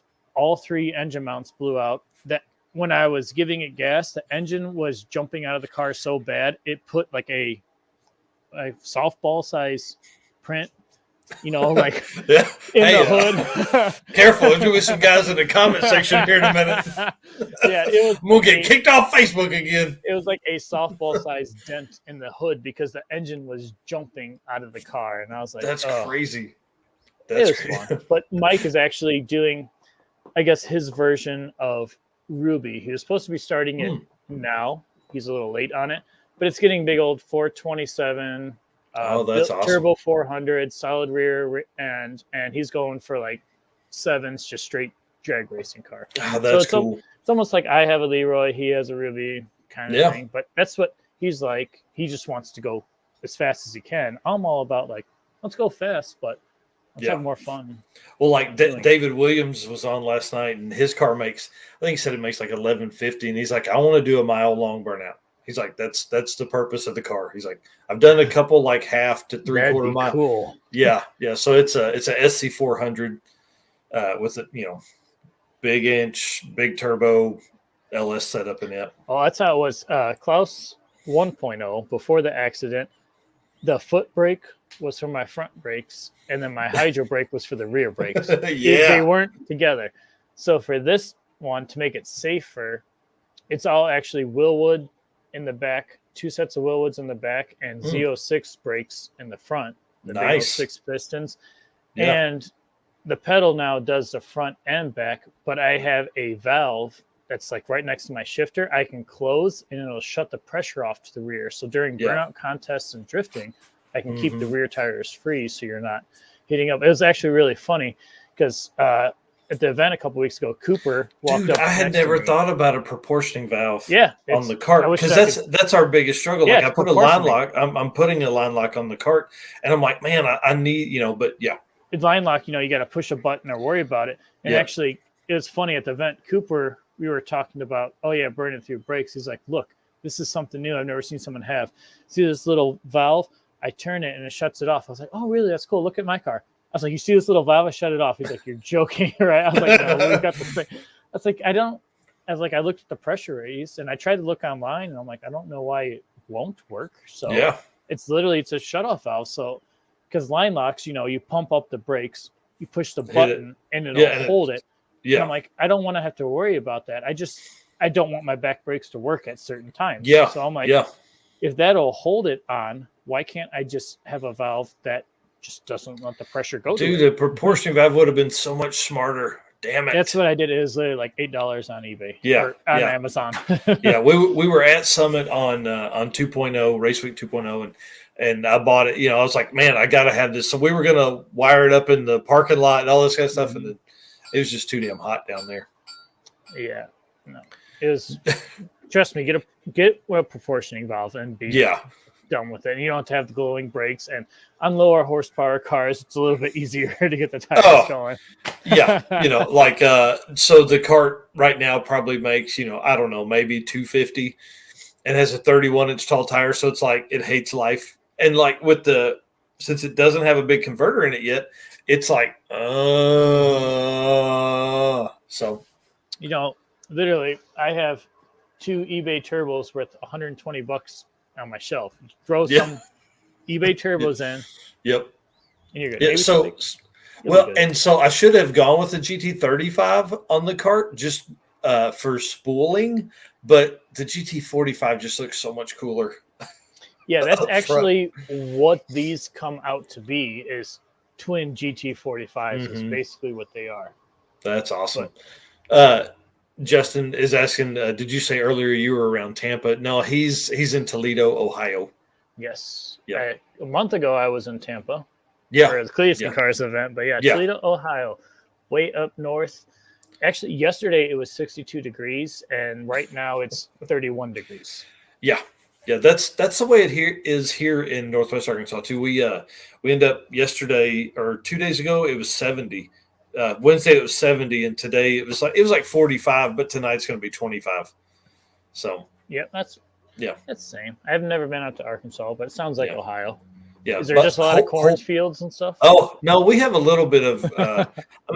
They're called the Ozark Mountains, but they're really like large hills. Yeah.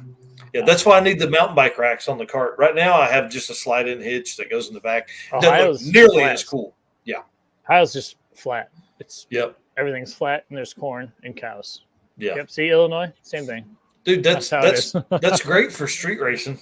It is actually. Yeah, we race literally anywhere. It's all the country roads, and you can race. We have a few spots that we. I was going to say, Ohio used to, and I have not been into street racing in a long time, like actually doing it, and so Ohio was always a big thing, and Illinois, of course, because you're not far from Chicago most of the time, so. Those guys get wild. Yeah, there's a lot of street racing here in Toledo, but there's like a generation gap. I guess it's the guys with the bigger horsepower and us that are in our 30s and stuff like that. We go to one spot and we don't broadcast it.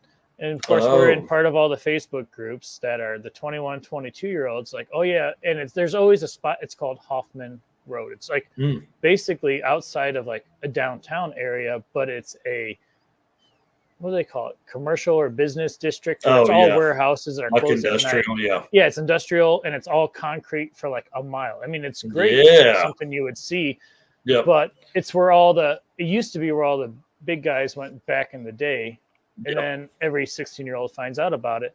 So now you'll have a couple of the big guys racing, but then you'll have every 16-year-old and every car in the world follow you, and then it's not very secretive. Yeah, well, they're live streaming on their Snap feeds. I know. Stuff. I'm like, stop that. That's like, they're like, we never see when you guys street race. They're like, do you street race Klaus? I'm like, yeah, I do actually, and he does pretty well. They're like, we've never seen it. I'm like, because it's illegal. I'm not going to broadcast that. Do it live. Hey, come get me. That's funny. So what other projects you got? Have you done anything to the wife's rig? I mean, is there anything like that, or she just drive the daily and you change the oil? Yeah, her X5 actually has the same engine. My 535. It's a inline 6 3-liter. Mm-hmm. They're both big turbos. Hers has got downpipe and fuel. It's like 600 horsepower. but it's not Nice. as crazy as mine because she was like, every time you modify your car, it breaks. And I don't want that to happen to my car. Yeah. Yep. So I was like, just let me do a downpipe intake and a tune. And we'll Yeah, leave it at that. it'll get better mileage, Yep. all this kind of stuff. It'll She was worried about accelerate the better. sound. She's like, it's going Yeah. to be so much louder. I'm like, no, it's not. And it actually it's isn't. fine. At cruising, the only time it's louder is if you floor it. But Yep. she went from a Chrysler Sebring at 100 horsepower to a 500 horsepower X5. And she's like, I can merge on the highway like faster than people. I don't have to get scared and hit the brakes. Dude, I'm like, you changed that girl's life. I know. He is sadly not doing sick week. No, that's in a Florida world. I can't get Yeah. enough time. Yep. Has had the conversation of maybe drag week because it's a Yes. little closer to the house. Yes, drag week is all Ohio, Michigan, Indiana, and I really want to. Like, there's a trailer hitch on the car. I have the trailer. Everything is. I want Yep. to do it. Yeah. Yeah. Yep. Yeah. Weakest You're link. always going to find the weakest link for sure. 100%. Oh, hey, I'm about 4 miles from Byron Dragway. Yeah. Yeah, that's right over there. That's awesome. Dude, man, there's just so much. Like, what's coming 2022 for the channel? What should people be looking for? There is somewhat secretive things, but there's only 8 people watching. Yeah, I was like, and we've been in 2 hours. If anybody's still watching, let them have it. We met with a gentleman who buys and sells military Humvees, who's doing well for himself. And he's a veteran, and he saw that we're all about America. We're all about veterans. We're all about everything like that. And he was like, I want to donate one of my military Humvees to you. Yes. I'm like, you're joking. He was like, no. He's like, one of those legit, straight military Humvees. Yes. He's like, I was like, oh, yeah, that'd be fun to LS swap. He's like, did you ever think about diesels? I'm like, I honestly don't know a single thing about a diesel, but that would be amazing. He's like, well, I have a built Cummins motor. Do you want it? I'm like, yeah. Do I want it? Like for free? He was like, yeah. He's like, yeah, after Christmas, he's like, I'll have it sent to your shop and you guys can have it as long as you put a veteran's livery on it and you do it for the veterans. I'm like, dude, that's awesome. 100%. So all right, let's talk through right that now. build. Yeah. So then you do that. You're going to do like a, whatever the automatic trans is, because it'll be easy to adapt. Yep, which I don't know yet what, but just convert, because those trucks had like a 6.5 Chevy diesel with a turbo 400, which would suck. That's why they don't go very fast, right? Yeah, they're very slow. So do the Cummins and an overdrive and convert it to rear wheel drive and tow Klaus with it. Well, that's what we wanted to do. But he said the stipulations are, I want it to be crazy like Klaus. I'm like, what? He was like, cage on the outside. I'm like, yeah, that actually fits in with the Hummer though, the cage on the outside. Yeah. He's like, the turbo hanging out. He's like, I want to see it do burnouts and maybe go off-roading. I'm like, that actually sounds great to me. A burnout car that's sitting up, I mean, really high, something that's burnouts, but then something we can like dirt race and stuff like that. He just wants something crazy. He's like, I want you to give veterans ride and just whip them around the dirt, whip them around the track. I'm like, sign me up. Let's go. No problem. Well, and the cool thing about it comes with the turbo upgrade, dude, that thing makes like 1,000 foot-pounds. It'll spin 40s all day. So we've been talking to him every couple of days about the details of like when it's getting sent or if we were going to meet him. Because I told him, I was like, yeah, we'll drive down there. He's like, oh no, I also own a semi-moving company or whatever. And he was like, I'll have it trailered up to like Indy because we're always in Indy. I was like, I'll pick it up from Indy. That's cool, man. So we got that's coming up. Shane, which I don't know, he hasn't been in here because he's in Chicago right now, but he's got an 8-second Mustang Mach 1 that just blew the mod motor, and that's now getting a built 2JZ swap from the same people from Accelerated who's doing the side-by-side motor. So he's getting a 1,500 horsepower 2JZ that's we're putting in his Mustang. We got Chad, who's going for the world record all-wheel drive BMW. We got Mike, who's going for the world record all-wheel drive F-Series BMW, which is like 2012 to 2020, so the newer style one. So basically, what we do in the BMWs is we go for the records, which the records aren't that unattainable. When we started for Chad's, the world record all-wheel drive one was like 11.0, and now it's like 10.2. And he's got fully built motor, built trans, built everything. And people are like, oh, that's kind of slow. My 95 LS can do that. I'm like, yes, that motor's been out for 30 years. This motor's been out for 10 years. So it's all about the technology. And BMW is like, I hate tuners. Every time the new BMW comes out, it takes 3 or 4 years before we can unlock the ECU because they lock it to where you cannot touch it. Why? Just like with the new Corvette. Is the new Corvette still locked? Is the ECU locked still? Yeah, I was going to say, it's been like 2 years. Yeah, I was going to say, I think it is. And then there's people that are figuring out the standalones to put on top of the factory ECU. That's kind of in the BMW. Yeah, they have these things called like JB4 is the company. It's a piggyback module, which I don't like those because it's tricking the ECU to think that it's running fine when it's really not. I like the full flashing like what we do, and that's completely changing the whole ECU parameters, and it's safer and better. Yep. So it's funny. I need to have a manufacturer engineer on and be like, why is that the thought process? Because German engineering, it's the best. You don't need to touch it. That's why. Yeah. Man, idiots, dude. I'm telling you. All right. So I think let's probably just cut it because I've got to get to work on this Trailblazer, dude. I haven't even touched it. Hey, it's almost midnight my time over here. Yeah, I know. And hey, I want to say thanks again for hanging out and doing that, dude. I mean, you've been on here 2.5 hours. And for 30 minutes of that, you were by yourself. Right. It's all good. Well, we started at 8 o'clock and now it's midnight my time. 8 to midnight. Yep. Hey, listen, we'll keep you up all night, man. Hey, I really appreciate it. Everybody that's in the chat, thank you so much for hanging out. Everyone in the chat is super cool. I've been reading like every single comment as you guys are posting them. You guys are awesome. I need to follow all you guys and I'll get sometime we need to get a group live feed. Like I don't know if you can get like little squares of like 8 of us and do something. I mean, it'd be the struggle with that many people is like, how do you get your word in? So let me run through this idea with you. We'll see what the 6 or 7 people have left in the chat. I want to do, and we may do it before the end of the year, but I want to do one where it's like, you're only allowed to come on for 10 minutes.